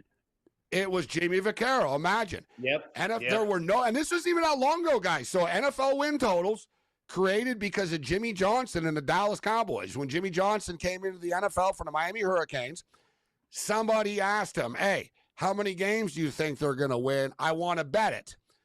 And no one had ever done it before. Unbelievable, huh, Brady? And he said, you know what? Okay, I'm going to come up with a number. And he only came up for a number for the Cowboys. Then he said the phone started ringing. What about that team? What about this team? What about that team? And then Steve Wynn told him, whatever you're doing, just keep doing it because we're getting a lot of calls. So next thing you know, they put up all the teams. Unbelievable story. Fantastic, man. I was lucky enough to work with Jimmy for a few years and get to know him, up close and personal here in Las Vegas. Just a fantastic character, a great guy. And like you said, kid, he always called me kid. How you doing, kid? And he was very complimentary of me, which meant a lot, and a legend in the business like that. I always called him an American treasure. And to think of, his family, his brother is Sonny Vaccaro, who Matt Damon, of course, played in the movie Air. Yeah, I mean, Chris who was Andrews, the conduit to Michael Jordan. I know a lot of Right. younger people don't know, but yeah, Sonny Vaccaro was the one that told Nike. He worked for Nike. Was and going he signed down. Michael Nike Jordan. was struggling. And he said, this guy can save our shoe company and it'll change everything if we can get him. And the rest is history there. And then he became the biggest shoe agent in basketball as well. Man, what a Thanksgiving dinner table those guys have. Brady. Jimmy, you read that article. You read that article, Gabe. Jimmy Vaccaro was in The Simpsons, and was receiving royalty checks for a long, long time because you remember Homer Simpson. They were who shot Mr. Burns or whatever, and they needed odds on who did it, and so they used Jimmy's voice. That's unbelievable. On the outstanding. I mean, I just loved it. And you I'll talk tell you about what. Stories. Holy cow! This guy could go on for 3 Those weeks. checks are going to come in. Those checks are going to come in for a while and be real. I have a Simpsons royalty story. I used to live beside the singer of Men Without Hats, and they were featured in The Simpsons, and he cashed in large.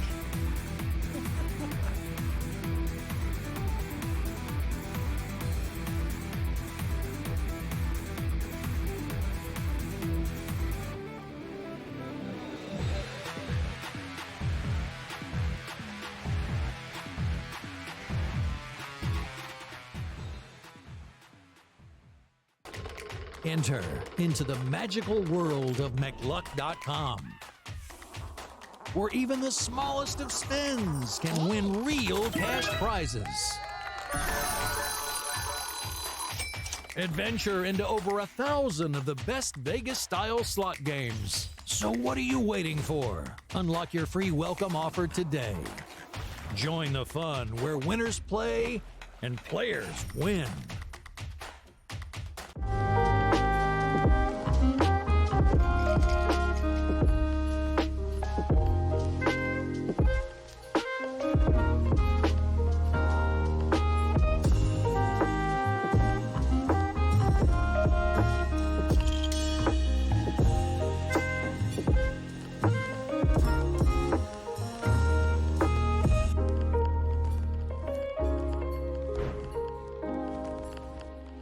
We're going to go through every single thing, and I've got a great team behind me that's going to help me get the job done. I want this to be the place that people come to. There is going to be an energy to game time decisions that you will feel night in and night out. We are going to hit every single one of those markets that you need to know about. We will have everything at our disposal, and we will use that to our advantage. There is not going to be a better place, I promise you, than Game Time Decisions. I'm Kevin Walsh. Tune in to Game Time Decisions weekdays on SportsGrid.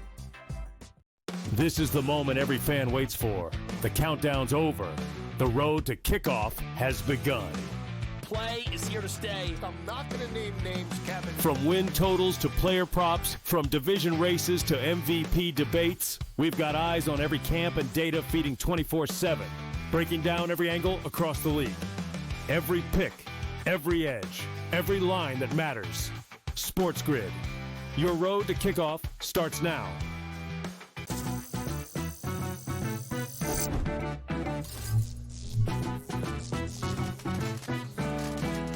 Did you know sportsbooks tend to draw up tighter bet lines for events that get even more bettors, like championship games or major matchups? My tip, try betting on less popular sports. You might have a better shot at beating those odds. Now, go get lucky. See you in Las Vegas. Let's get lucky.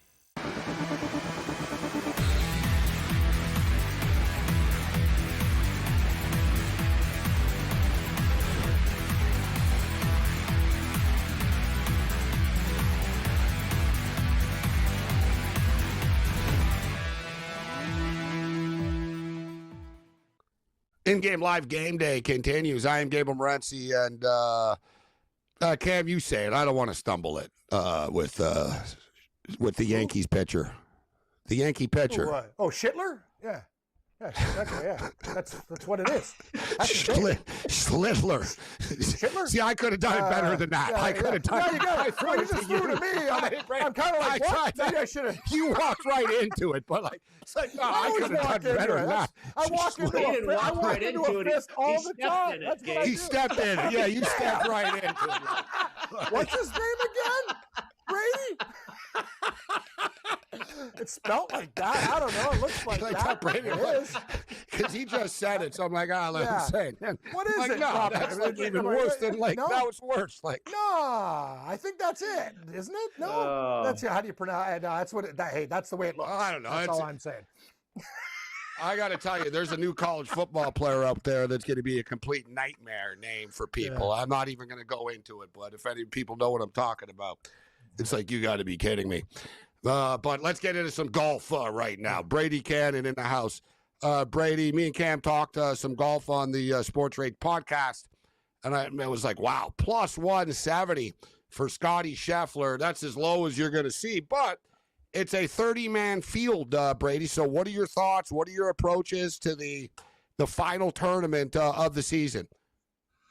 Well, I didn't play Scotty, but I'm not going to argue with anybody that does. I mean, it's pretty tough to go against the guy, and he is the defending champ. There's never been a guy that has won it back-to-back, but if there's anybody that could, it's this guy. I played what I think are the three guys that threaten him the most, and three guys that I think are having the best years of their entire career.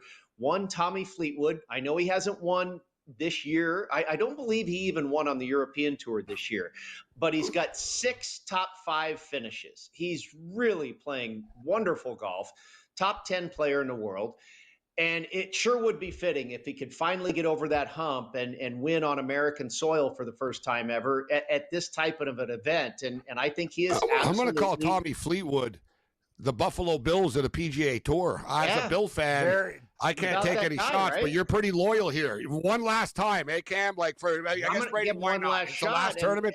One last time. Let's go. He makes as much sense as anybody. He's accurate off the tee. You need accuracy here. I mean, he does everything well. And the other two guys I played are similar, Russell Henley and J.J. Spahn. They drive it. Henley's a little bit shorter, but he's the most accurate guy in the world. He's the most accurate guy in this field. You got to hit fairways here. You got to hit greens, and you got to score on the par 4s. J.J. Spahn, absolutely the best year of his entire career. United States Open champion. Just held off Scotty a couple weeks ago when he lost in a playoff in Memphis. Russell Henley, you think he can't hit it long. He won at Bay Hill, won the Arnold Palmer. That's a huge track. So I think these guys, if you're not going to play Scotty, in my mind, those were the 3 biggest threats to Scheffler. Cam, what do you think? I like where Brady's going. And let me tell you, Gabe, very similar to the Bills and the way they lose to the Chiefs with that play. It took Canadian Nick Taylor to hit a 90-foot bomb to win the Canadian Open. So let's talk about the heartbreaking fashion. It's not like Tommy Fleetwood. Sure, he's given a few away, but he's also had many stolen from him in miraculous, crazy fashion. Brady's Russell right. Henley Tommy chipped Fleetwood, one in. Or no, yes, that was Russell Henley chipped one in to beat him. That's the thing. It's not just Fleetwood. He's got some bad luck, and other guys hit miracle shots to beat him. But I'm going to say this. This track's perfect for him. Brady, I love the pick. And you know what, Gabe? A top 10 for Tommy Fleetwood, what we talked about on the podcast, is 20 cents. It's minus 120. People are like, oh, never lay juice in golf. But to have a top 10 cushion in 20 cents with a guy like him, to me, that is one of the best bets. Brady, you can even do top 5 if you think he's going to win. I love it. At a better number, I'm 5. on Henley. Yes, I'm going to take a top 5 too. I took Henley top 10 at minus 120. I think that's a fantastic bet. And I took Spahn at plus 110 for a top 10. Like you guys said, there's only 30 guys here. You beat 20 guys, which, again, those are the top 10 players in the world, let alone this field. What do you think about Ben Griffin as far as a prop play? Because I don't know if he's going to win, Brady, but he's had such a great year. I could see him ending with a fantastic bang. As long as he doesn't overdose on creatine, right? What he said, I had a creatine. This guy, I saw him on the Smiley Kaufman show, and he fully out admitted. They said, "What's your why are you playing so well?" He goes, "I'm jacked." He goes, "I'm in the gym all the time," and I'm like. He's one step away, Cam, from he's like Joe Banya. You know what I mean? He's like, oh, I'm in the gym all the time. I lift weights like before tournaments. Like, I never did this before. Gabe. And he goes, I drink a lot of supplements. And he goes, I have about 30 different protein shakes and supplements. And I'm thinking, you're one comment away from a call from the drug testers here, buddy. Like, you know what I mean? I will he say needs this, to call though. Bryson DeChambeau and get some tips on how to hide it. Exactly. Oh, yeah. No, and Gabe, it's actually crazy because maybe you hit the creatine shakes too much. They don't test it, Liv. No, they don't test. Liv, you can do anything. Hey, why I got a needle here? Hey, I like don't Ben worry. Griffin, don't though. worry about it. But I like all Ben kidding Griffin, aside. though, Gabe, and I bet him the Ben last Griffin, couple top of weeks. 10, top 20? What do you think of Ben Griffin this week? Right. And And potentially, I hit him for finish positions the last couple of weeks in a row, but I didn't go to the window with him this week because I wonder if there's a possible fatigue factor because he's played about, it seems like 7, 8, 9 weeks in a row. So I just was, the run out of gas thing was in the back of my head. And you so saw I what didn't go happened, that Brady. direction. He went but he's triple, right there. double, you know, whatever. I played 3 Remember? guys. He's 4th, 5th on my list for sure. He started, Gabe, and he's never had a triple bogey all year. And so I'd like kind of like your joke about the creatine shakes. They're like, what is happening? Griffin was 5 over after like 3 holes, and they were like, this is unheard of because he's one of the most steady guys. So to Brady's point, Ben Griffin is a pretty thin dude. He's getting a little bit bigger, but he's played a lot of golf. And I don't care what it is, sport, whatever. Golf, you're still walking courses. It's still mentally taxing. So it looks like this guy, he could be on like, the gas tank is running a little bit empty, but man, what a season for Ben Griffin. That was my only knock against him. Only reason I didn't play him. I thought maybe he's running a little thin right now. Yeah. On the other side, we'll wrap up with Brady, but I want to ask him about the betting without market because I brought it up earlier, and this is just a personal like hunch pick on Cameron Young, but I'd rather Cameron Young at 20-1 without Scheffler than 31 with Scheffler.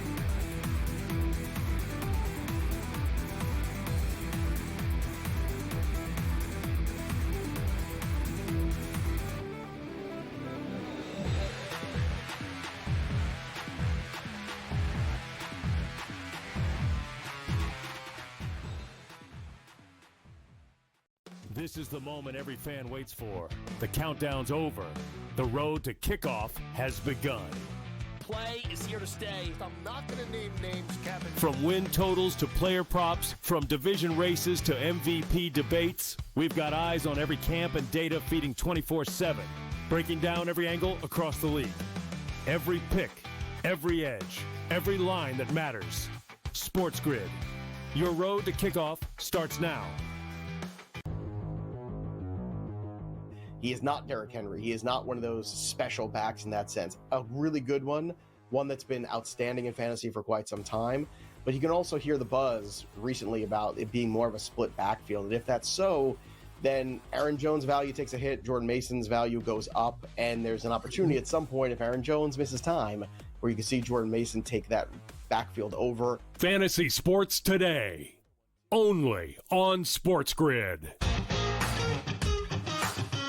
It's a safe shot, pin high left with a 6-iron. And then this is where JJ enters the fray again and hits this like slice 5-iron. That was just, I mean, it curved probably a good, 30, 40 feet, almost flies in the hole. And it was just a crazy shot because nobody would ever really try to hit that type of slider. The Smiley Show, only on SportsGrid. In extras, knocked out the Reds 6-5. This team doesn't lose. And the only thing I want to say, Tom, is I just hope they can continue this. Now, what does that mean? 40 games in a row? Of course we know it's not going to be the case. They are peaking right now. We've seen so many times. Baseball's a long season. Boy, if the Brewers are playing this baseball on September the 28th, watch out. But they are sensational right now. Pro Baseball Today, only on SportsGrid.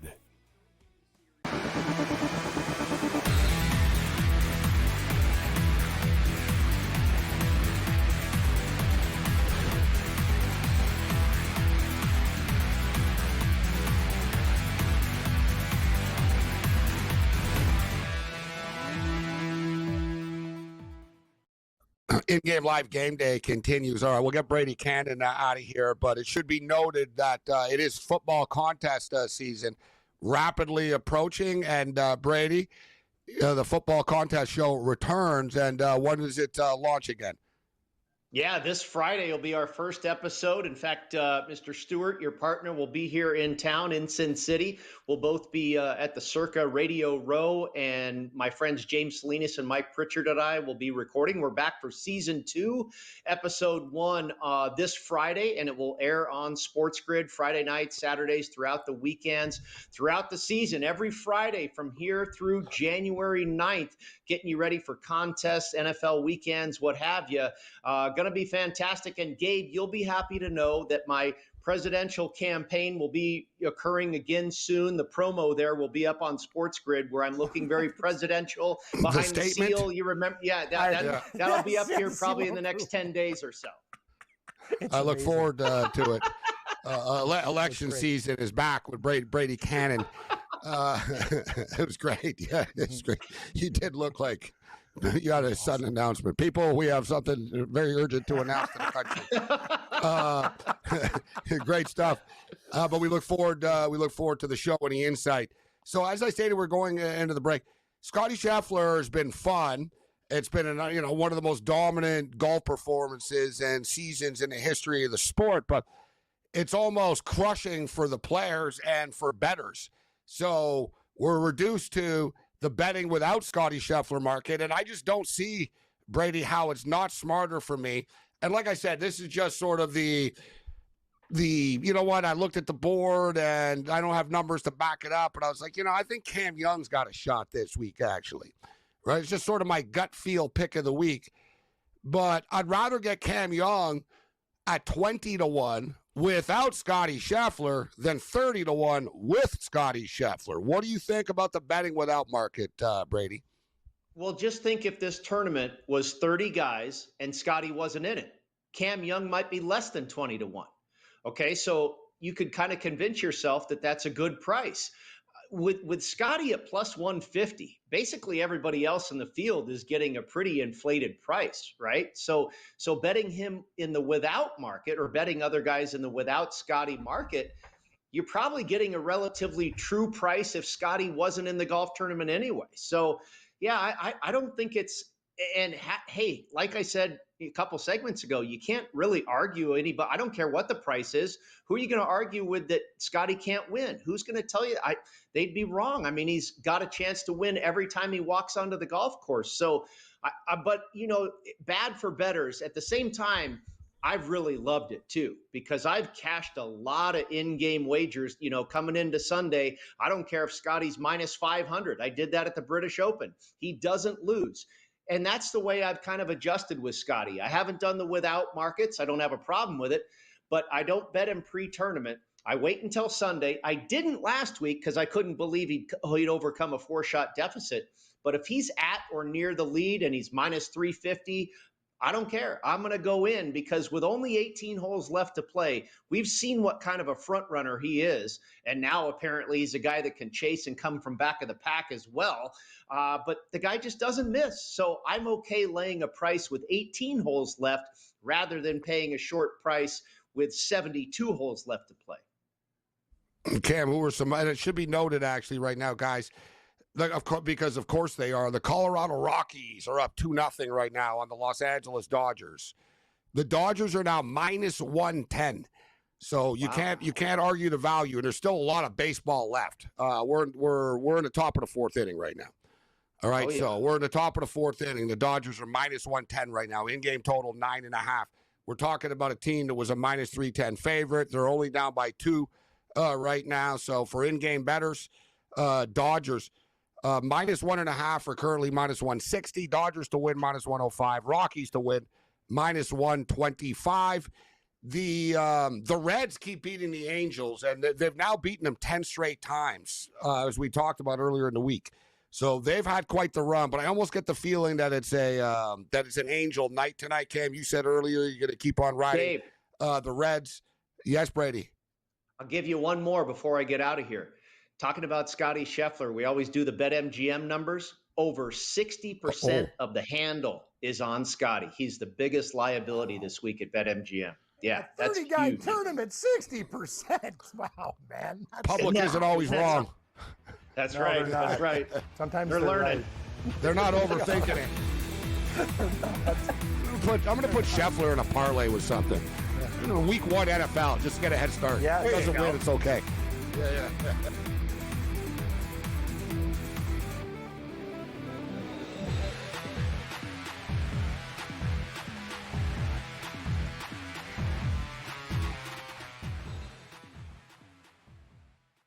This is the moment every fan waits for. The countdown's over. The road to kickoff has begun. Play is here to stay. I'm not going to name names, Kevin. From win totals to player props, from division races to MVP debates, we've got eyes on every camp and data feeding 24/7, breaking down every angle across the league. Every pick, every edge, every line that matters. SportsGrid. Your road to kickoff starts now. He is not Derrick Henry. He is not one of those special backs in that sense. A really good one that's been outstanding in fantasy for quite some time. But you can also hear the buzz recently about it being more of a split backfield. And if that's so, then Aaron Jones' value takes a hit, Jordan Mason's value goes up, and there's an opportunity at some point, if Aaron Jones misses time, where you can see Jordan Mason take that backfield over. Fantasy Sports Today, only on SportsGrid. It's a safe shot, pin high left with a 6-iron. And then this is where JJ enters the fray again and hits this like slice 5-iron that was just, I mean, it curved probably a good, 30, 40 feet, almost flies in the hole. And it was just a crazy shot because nobody would ever really try to hit that type of slider. The Smiley Show, only on SportsGrid.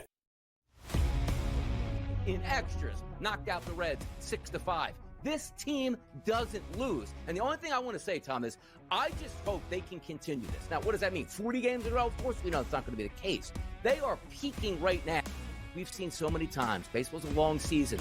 Boy, if the Brewers are playing this baseball on September the 28th, watch out. But they are sensational right now. Pro Baseball Today, only on SportsGrid.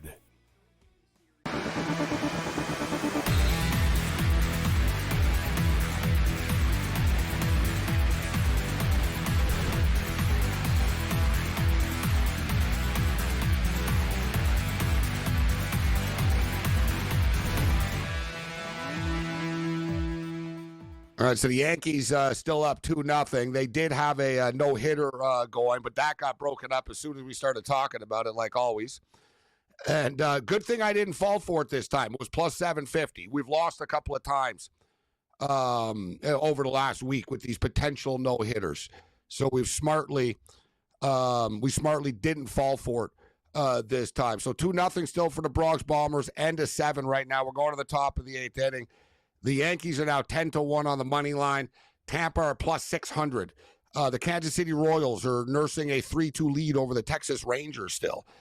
We are going to the bottom of the 6th inning right now. Rangers plus 1.5 is actually minus 120. They're down 1. We're going to the bottom of the 6th. They're plus 310 on the money line. The Athletics and the Twins are tied at 2 right now. We're going to the bottom of the 7. Twins minus 185. Athletics plus 150. Cubs still up 3-1 on the Brew Crew. Going to the top of the 6th inning, minus 650 plus 425. Total 6.5. We talked about the Dodgers being down 2-0. The Dodgers are now plus 125 right now on the money line. So you're getting some value with the Dodgers, which I think is, how can you argue with that, Cam? Dude, it's the 4th inning right now. You're getting plus 1. You're getting plus money. I know you're down 2, but it's a bloop and a blast. And the Dodgers have a runner on right now. There's 2 out, but they're 1 swing away from tying this game. I am actually shocked, like that the Plus Dodgers are still not to me that's insane value, because I would make the Dodgers minus. Okay, on our sports book, what would you do? I'd have the Dodgers minus 115, minus 120. It's in the 4th inning against Colorado. I don't care if Colorado wins I'd this still game. have I'd have the Dodgers minus 125 still. Yes, 120, 125. I agree. I'm 115 at the lowest. You're getting plus 130 on FanDuel now for a team that's down 2 runs in the top of the 4th with a runner on. There is now 2 outs, but yeah, that price is very, very good if you like the Dodgers. And I would say, I'd hit the button. And Gabe, I know you're right about that. Reds have owned the Angels, but I'm getting the Reds at plus 110. I know Nick Martinez, he's not the best of pitchers, but he can be good. Kikuchi's had a great year for the Halos, but I think plus 110 for a red-hot Reds team, I'm going to pull the trigger. I think the over's the play here, but I don't like betting baseball overs. But it's 8.5. I think there'll be runs tonight. I think, like you said, Martinez, I think will get hit tonight. I think the Angels will score runs, but the Reds could score runs. But it is strange. The Reds have beaten the Angels 10 consecutive times, and then you got San Francisco and San Diego. I lost game one. I got cute, and I took San Diego in game one, and I lost. I took San Francisco last night in game and lost, Cam. So I'm done with this series. I don't want to lose 3 times in a row. I'm not touching I hate this San game Francisco as well. and San Diego. It's a tough game. Like, you could look at Sears and go, oh, wow, the Padres are only $1.35, but, Rope's been kind of a gas okay can. for the Giants. Yeah, no, I just look at this game and go, really? Flip a coin. So it'd probably be the dog and the Giants, but I want nothing to do with this game. I think the total is exactly where it needs to be, 8. No, I don't want any part of this game. I'm going to take the Reds, and you could be right about runs in this Reds-Angels game, but I'm just going to take the pooch, and, hopefully the Reds can continue their dominance over the Angels. So I'd like to see the Dodgers get back in this, though. So it is 2-0 for the Colorado Rockies. A Rockies team that has been competitive over the last week, guys. Right? They lost the first game of their series to Arizona last week going into the weekend, and then they won 3 straight against Arizona. They beat the Dodgers. Then they got beat down last night, but now they're beating the Dodgers again 2-0. And I know, Cam, you do like to bet on bad teams. But I think one mistake you make is you bet on the bad teams early in the season. You have confidence in them too early. Right? The bad teams get good late. You know what I mean? Mm-hmm. Like as the season goes on, and the Yankees just put another run on the board right now. So we got a solo home run. Trent Grisham. I would agree with that. Solo home run. I'm getting 3-0. better at it, but you're right. Like, look at the Carolina Panthers, for example. We use that example. They started covering games late. I was on them early, and I think that's an astute point you bring up. I've been better with the Rockies and the White Sox this year in baseball, but you're right. It is a flaw of mine. I tend to look at bad teams, but you're right. Bad teams at the end of the year do well. They do very well. And you can make a lot of money. The White Sox are actually been a little better than the Rockies, but the White Sox, since the All-Star break, are basically a 500 team. They are. Like, they're playing 500 baseball. They're terrible. No one knows who's on their team, but they're winning, like, basically half the games that they play. And they're big underdogs all the time. Colorado, Cam, I talked about it last night. Colorado's like 16-23 type of thing in their last, like, 39 games. But they're also plus 200 like every night, and plus 225. Exactly. So, like, you know what I mean? You don't have to win every day with them. But if you look at the numbers, Cam, the White Sox, my point is, if you look like the White Sox and Rockies guys, they are so minus in the money if you've bet on every game. But if you just jumped on in like the last couple of weeks, you're up money. So like these bad teams, it's sort of like in football, like these 1-7 and 2-9 teams as the season goes on. Sometimes like they will get better, and also they become overpriced. Like people think, oh my God, they're terrible. Look at their record. And then, like you said, these bad teams suddenly go on these like ATS tears to end the season because they're getting a ton of points late in the year because people think they're terrible. But baseball is a hideous bitch goddess. And like I taught, it's like going to the racetrack, or it's like playing slots almost, Cam. Like baseball, you just sort of pull the slot, it spins, and you got to hope for the best. Dude, this Tanner Gordon guy, Tanner Gordon's got a 7.80 ERA. He's got a 1.80 whip. The guy's given up 20 runs, guys, in his last 12 innings. Dodgers have 2 hits tonight. Exactly. It's so random. How are you going to predict that? Yes, you can't. Look at Mizorowski. He was on fire for a while. Now he got hit on 1 inning. You're right. It's very, very random. And people think, oh, yeah. And Ohtani's on the hill, and they're still losing 2-0. Man, it's tough. Baseball is one of those things you have to consistently stick with the program with dogs. And I think that's a really good point that you bring up. I've done it earlier. I'm better this year, but that is my problem because I take these bad teams early. No, but not stick consistently. No, but you don't stick consistently with dogs, Cam, because if you stick consistently with anything, you're going to lose. The whole key is betting the hot teams, right? Yes. And even if that team is a bad team, if they're hot and or they're playing 500 baseball, but you can't just blindly bet underdogs. You're not going to win, right? No. You can't consistently do anything. You've got to adapt to each team. And the key is to try to be in early on these streaks and sort of recognize it, right? And then you got to watch the games every night and you got to follow every team and sort of know where they're at psychologically, like on the road and what's their mindset going into the weekend and all that. Baseball by far is the hardest sport to bet on, guys. It is. Like there's think about it. There's 16 games every day, right? So you got 15 games every day, whatever. You got all these games every day. There's new players all the time. That's why football is so popular with bettors. Like if people wonder, like, what's the hold the NFL has? And the NFL has a hold on people. But the NFL, you can be a Johnny six-pack armchair NFL expert. And you really don't have to, do nearly as much work. Now, I'm not saying you're going to win, but people can bet the NFL, Cam. It's once a week. And I get it. There's Monday Night Football and stuff like that. But they have all week to look at the games, right? It's easy to watch the games. They're only on Sundays, etc. So everybody watches. Baseball is a bitch to handicap. Like if you do research and you break down every baseball game as a bettor during the day, it'll take you like 3-4 hours. For sure. Like and longer, some people. Right? I mean, some people talk about putting 12 hours into this stuff, Cam. Like, being a good baseball bettor, you can't just show up to the window and, oh, this guy's pitching and stuff. There's so many nuances to it, and that's why nobody wins betting on baseball. Like, nobody is ever up betting baseball for the most part. I saw a list of a unnamed handicapping service, a bunch of cappers that we know even, and out of like 25 of them, like 4 of them were up on the baseball season.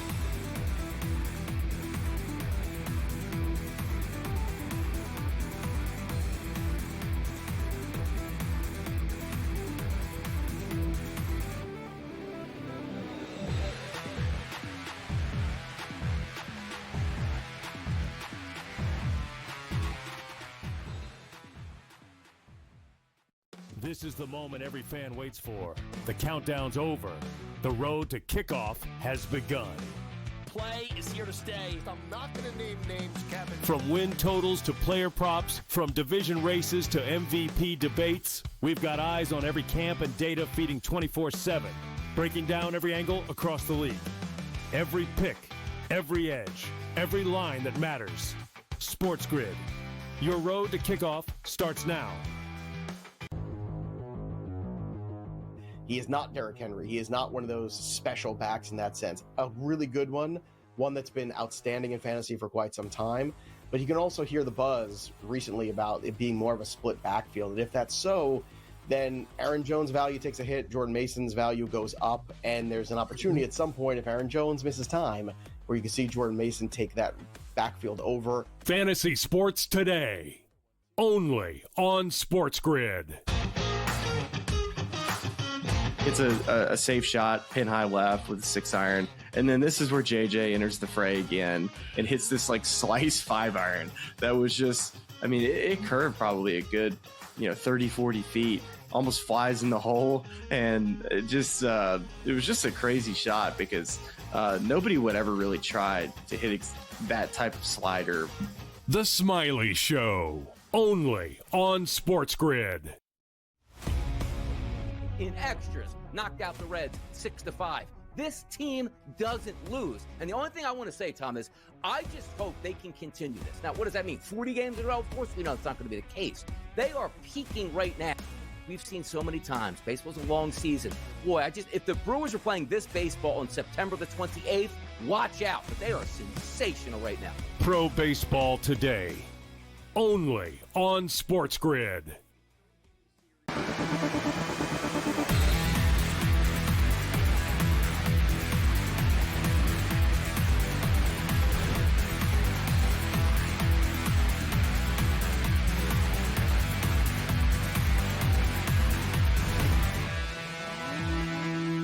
Yes.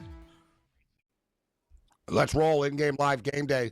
continues as we were just continuing our conversation during the break, actually. Usually we're talking about illegal and nefarious things during commercial breaks. I'm just kidding. But we actually were talking about baseball strategy betting. And like I said, Cam, I thought it was a good analogy. I brought it up last night, and I brought it up a couple of nights ago, whatever. But I said betting on baseball, when you bet on it every day, because I see people online, I see people in our chat, and they're freaking out about these games every night. I can't believe the Dodgers are losing to the Rockies. I can't believe the Yankees lost. I can't believe, oh, God, and I can't believe this now. It's 3-0 for the Rockies. God. They got runners on the corners, too. Wow. Wow, is right. One of these nights tonight with the Dodgers. Good thing we have a WNBA game coming up. Forget about the Dodgers. Bring on the WNBA, baby. All this baseball. No, but it's hard to be up in baseball. Like, you have to recognize the hot teams and ride the streaks, and then recognize when they're not, and then fade it or stay away from it, and it evolves throughout the season. I've had a lot of analogies over the years for baseball. The other one, and you've heard me, I've said it, Cam, a lot over the years. Betting on baseball is like watching a soap opera. If you don't watch for a couple of days, you're screwed. Yep. Like you need to know from last night. You need to know. Oh yeah, they used 7 relief pitchers last night. Oh yeah, this guy. Oh yeah, he tweaked his hamstring last night. Oh yeah, he's going to be out of the lineup because of this. There's so much to it. And then you get people, they rely, and I don't have a problem with it because baseball is such a number sport. So a lot of these younger handicappers are very just analytical about it, and this pitcher and that pitcher. But as we see, like I said, Tanner Gordon sucks, all right? The guy's terrible. Like the little leaguers from Aruba would hit him. Well, the Dodgers can't tonight, right? It's just one of these, like, you got to be kidding me type things. And it happens, but because they play 162 times a year. So it's a tricky sport to bet. You got to pick your spot on it. And I can fully tell you guys, I've got to admit over the years, and I love baseball as a fan, but I don't go crazy. I'll bet baseball, but I don't go like crazy. And in the playoffs, I get a little bit reckless sometimes, but I'm pretty systematic and I have fun with it and I don't get stressed out about it because I understand like just how random it can be. And there's just so many games, there's so many variables, and now just right on cue, the Rays just hit a home run, actually. So we got a 3-1 game in Tampa right now. And now there's been a lot of, now with football coming, Cam, there's been a lot of summers before where I've hated baseball by like June, like as a bettor, where I'm like, man, I'm just getting killed. And like, man, I've lost a lot of money betting on baseball this year, and it's only July. When's football going to start? I've had summers in the past years where I'm like, man, can't wait till the CFL is here. And then by midseason, I'm getting killed in the CFL. And I'm like, man, when's college football starting? This year, I can honestly say CFL, we're getting better as the year goes on now. And baseball, I don't think I've killed it, but I haven't lost. And if you're betting baseball, Cam, it's sort of like going into a casino. Like if you walk out with the same amount of money or a couple of dollars more, that's not a bad thing. I agree with you. And I think the most important thing that you said in this argument is understand when bad teams become good. And I did it a little bit with the White Sox, and they kept that run. Colorado has really turned it around. And you do the math, it doesn't take a rocket scientist to figure out, sure, Gabe, they're 6-7 games below 500 in that span. But when they're getting plus 210, plus 220, plus 165, plus 140, they're plus every night. So, you know what I mean? You take these guys, that's the whole thing. And at the end of the year, as Morency mentioned, guys, these teams with the call-ups, like the teams that are dead, they're going to do well. And their lines are going to be inflated because who the hell is this guy? Where's he coming from? AA, AAA, whatever. That is the constant of baseball. Right now, we're at the end of August, early September. You're going to see some of these teams that are absolutely done. They're going to be playing with house money because they're not going to be stressed out, and they're going to make you money. That's the one consistent we've talked about, Gabe. Those crazy teams with the call-ups at plus prices doing well, and you can make money. It's hard to bet on bad teams, though. But you're right. You got to hit them at the right time. There are teams, all you need to know about baseball is if you look at their units and the market watch.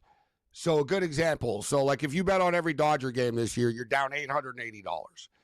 If you bet on every Arizona Diamondback game, you're down $935. If you bet on every San Francisco game, you're down $1,090. You bet on every Colorado game, you're down $2,600. So in the NL West, there's one team that is profitable. All right, so you bet on all those other teams every day, you've lost money. And some of them are good teams, but you've lost money. You look at the National League East. Who's making money in the National League East? The Philadelphia Phillies are a good team. If you bet every game in Philadelphia this year, you're down $12. It's like Krusty the Clown. You got to go meet the bookie. Here's $12. I owe you the money. Here's $12. Combo.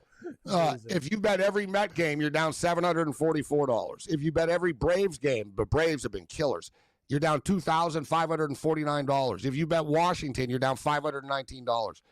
So we just went through two divisions. There's two profitable teams. Right. So, and we're betting on these teams all the time, all of us. So I just mentioned there's two profitable teams so far in baseball.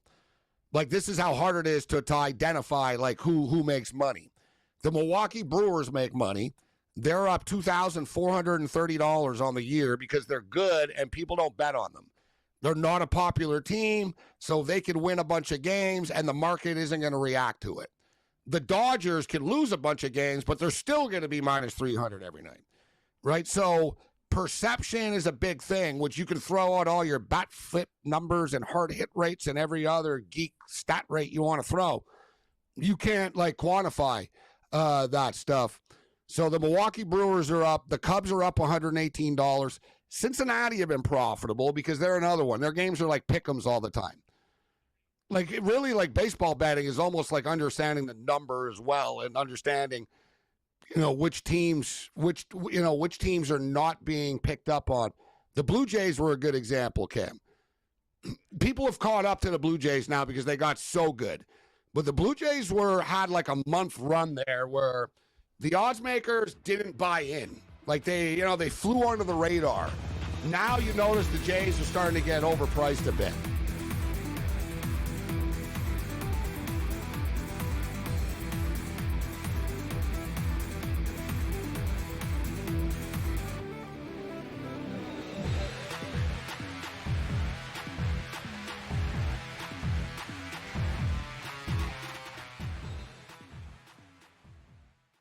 This is the moment every fan waits for. The countdown's over. The road to kickoff has begun. Play is here to stay. I'm not going to name names, Kevin. From win totals to player props, from division races to MVP debates, we've got eyes on every camp and data feeding 24/7, breaking down every angle across the league. Every pick, every edge, every line that matters. SportsGrid. Your road to kickoff starts now. He is not Derrick Henry. He is not one of those special backs in that sense. A really good one that's been outstanding in fantasy for quite some time. But you can also hear the buzz recently about it being more of a split backfield. And if that's so, then Aaron Jones' value takes a hit, Jordan Mason's value goes up, and there's an opportunity at some point, if Aaron Jones misses time, where you can see Jordan Mason take that backfield over. Fantasy Sports Today, only on SportsGrid. It's a safe shot, pin high left with a 6-iron. And then this is where JJ enters the fray again and hits this like slice 5-iron. That was just, I mean, it curved probably a good, 30, 40 feet, almost flies in the hole. And it was just a crazy shot because nobody would ever really try to hit that type of slider. The Smiley Show, only on SportsGrid. In extras, knocked out the Reds 6-5. This team doesn't lose. And the only thing I want to say, Tom, is I just hope they can continue this. Now, what does that mean? 40 games in a row? Of course we know it's not going to be the case. They are peaking right now. We've seen so many times. Baseball's a long season. Boy, if the Brewers are playing this baseball on September the 28th, watch out. But they are sensational right now. Pro Baseball Today, only on SportsGrid.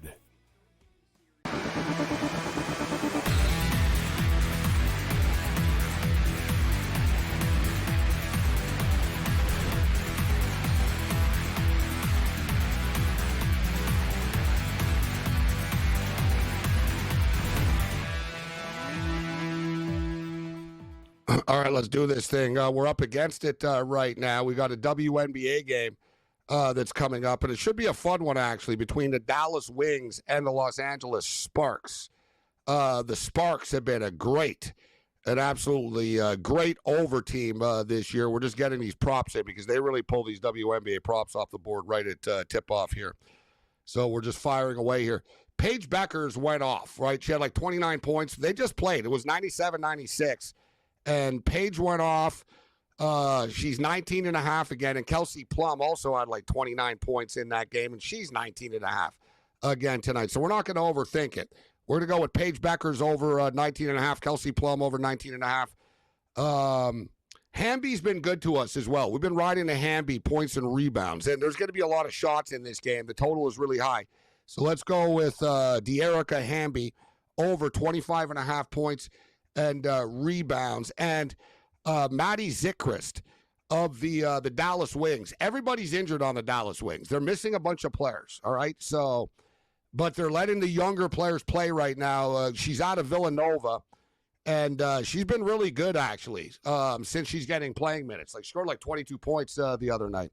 So we're going to go with Zickrist over 19.5 points and rebounds. So player props, Hamby over 25.5 points and rebounds. Zickrist over 19.5 points and rebounds. Paige Beckers over 19.5 points. Kelsey Plum over 19.5 points. And as far as the game is concerned, the Wings are bad, but as we were just talking about, sort of bad teams winning money. The Dallas Wings are 1-5 straight up in their last 6 basketball games, but they're 4-2 against the spread. They play close games. The LA Sparks are starting to lose their spark a little bit. They're 1-4 against the spread in their last 5. The Sparks are 24-9-1 to the over on the season, the best over team in the WNBA. I like this Spark team. They've gotten better as the year goes on. They're an explosive as hell offense, but they're not really good enough to win by 9 against anybody. Like, if you look at Spark games, they get into track meets, they look to outscore you, and they win 101-98 or 97-94, etc. So give me the Dallas Wings plus the 8.5. Let's go over the 182.5. And Beckers 19.5, Plum 19.5, Zickrist over 19.5 points and rebounds. Hamby over 25.5 points and rebounds. Cam, what do you got? WNBA and the PGA. Yeah, I'm going to take a shot. I'm exactly where you're doing. I'm on the Wings tonight. I think it's way too many points. We're getting 8.5 instead of 8 now on my FanDuel account, and I like it. I think they can play really close. I wouldn't be shocked, Gabe, if they can win this game. So I will definitely take the 8.5 points. Now we're going to do this betting. Tour Championship, final event of the year, 30 golfers, East Lake outside of Atlanta. We are betting without Scotty Scheffler. That is the market that we're playing. We're going to take Russell Henley, a Georgia Bulldog that has played very, very well at this course. As Brady Cannon mentioned, he's on him as well. 12-1 without Scheffler. Victor Hovland has won here at East Lake before and also a top 5. Victor is a great golfer. I know he's had a lot of swing equipment changes and all sorts of stuff. Just, you know what? Play your heavy metal music, Victor, and just do your thing. Don't get in your own head, buddy, because you're a great golfer. 18-1 without Scheffler. And Cameron Young, Gabe, that's your gut feeling. I'm taking him again. Let's hope that putter's hot because he can absolutely blaze it. He hits it a mile, keeps it straight. Like him at 20-1 without Scotty Scheffler. As I mentioned, top 10s. Brady likes Fleetwood to win. Brady Cannon does. I like him in a top 10 at -120. I like Sam Burns in a top 10 at +110, and JJ Spawn, who also Brady, he's taking him to +130. I got 2 first-round leaders for you. Harry Hall at 30-1 and Victor Hovland at 20-1. Good luck, everybody. All right, Harry Hall. You know, a player, Cam, actually, I wanted to, I'm going to sprinkle on a little bit, is Harris English. He's good. University of Georgia, as we talked about. Great in this course. I'm going to sprinkle on Harris English. The betting without Scotty Scheffler, because I'm going to be honest with you, I'll say I think Scotty Scheffler is going to win. And for the record, I said it earlier, so I like this approach, guys, for future bets, because you can really add value. If, let's say, you know what I mean, it's frustrating and a lot of people don't want to do it, but you bet an NFL win total. You've got to wait like basically 5 months for this thing, right? 4 or 5 months, etc., for a -110 bet. you take Scotty Scheffler to win the tournament, plus 170, parlay it with an NFL win total, it turns into plus 415. Suddenly, you know what I mean? You're adding some big-time value to the NFL win total. And if the golf tournament doesn't go your way and Scheffler doesn't win, you could still bet the NFL win total again after anyways. Other than that, you're on your own. May the winners be yours.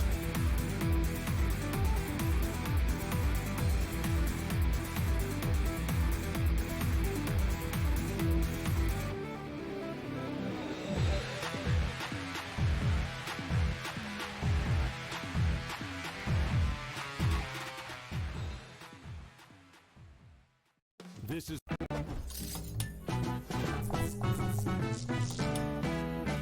Vegas,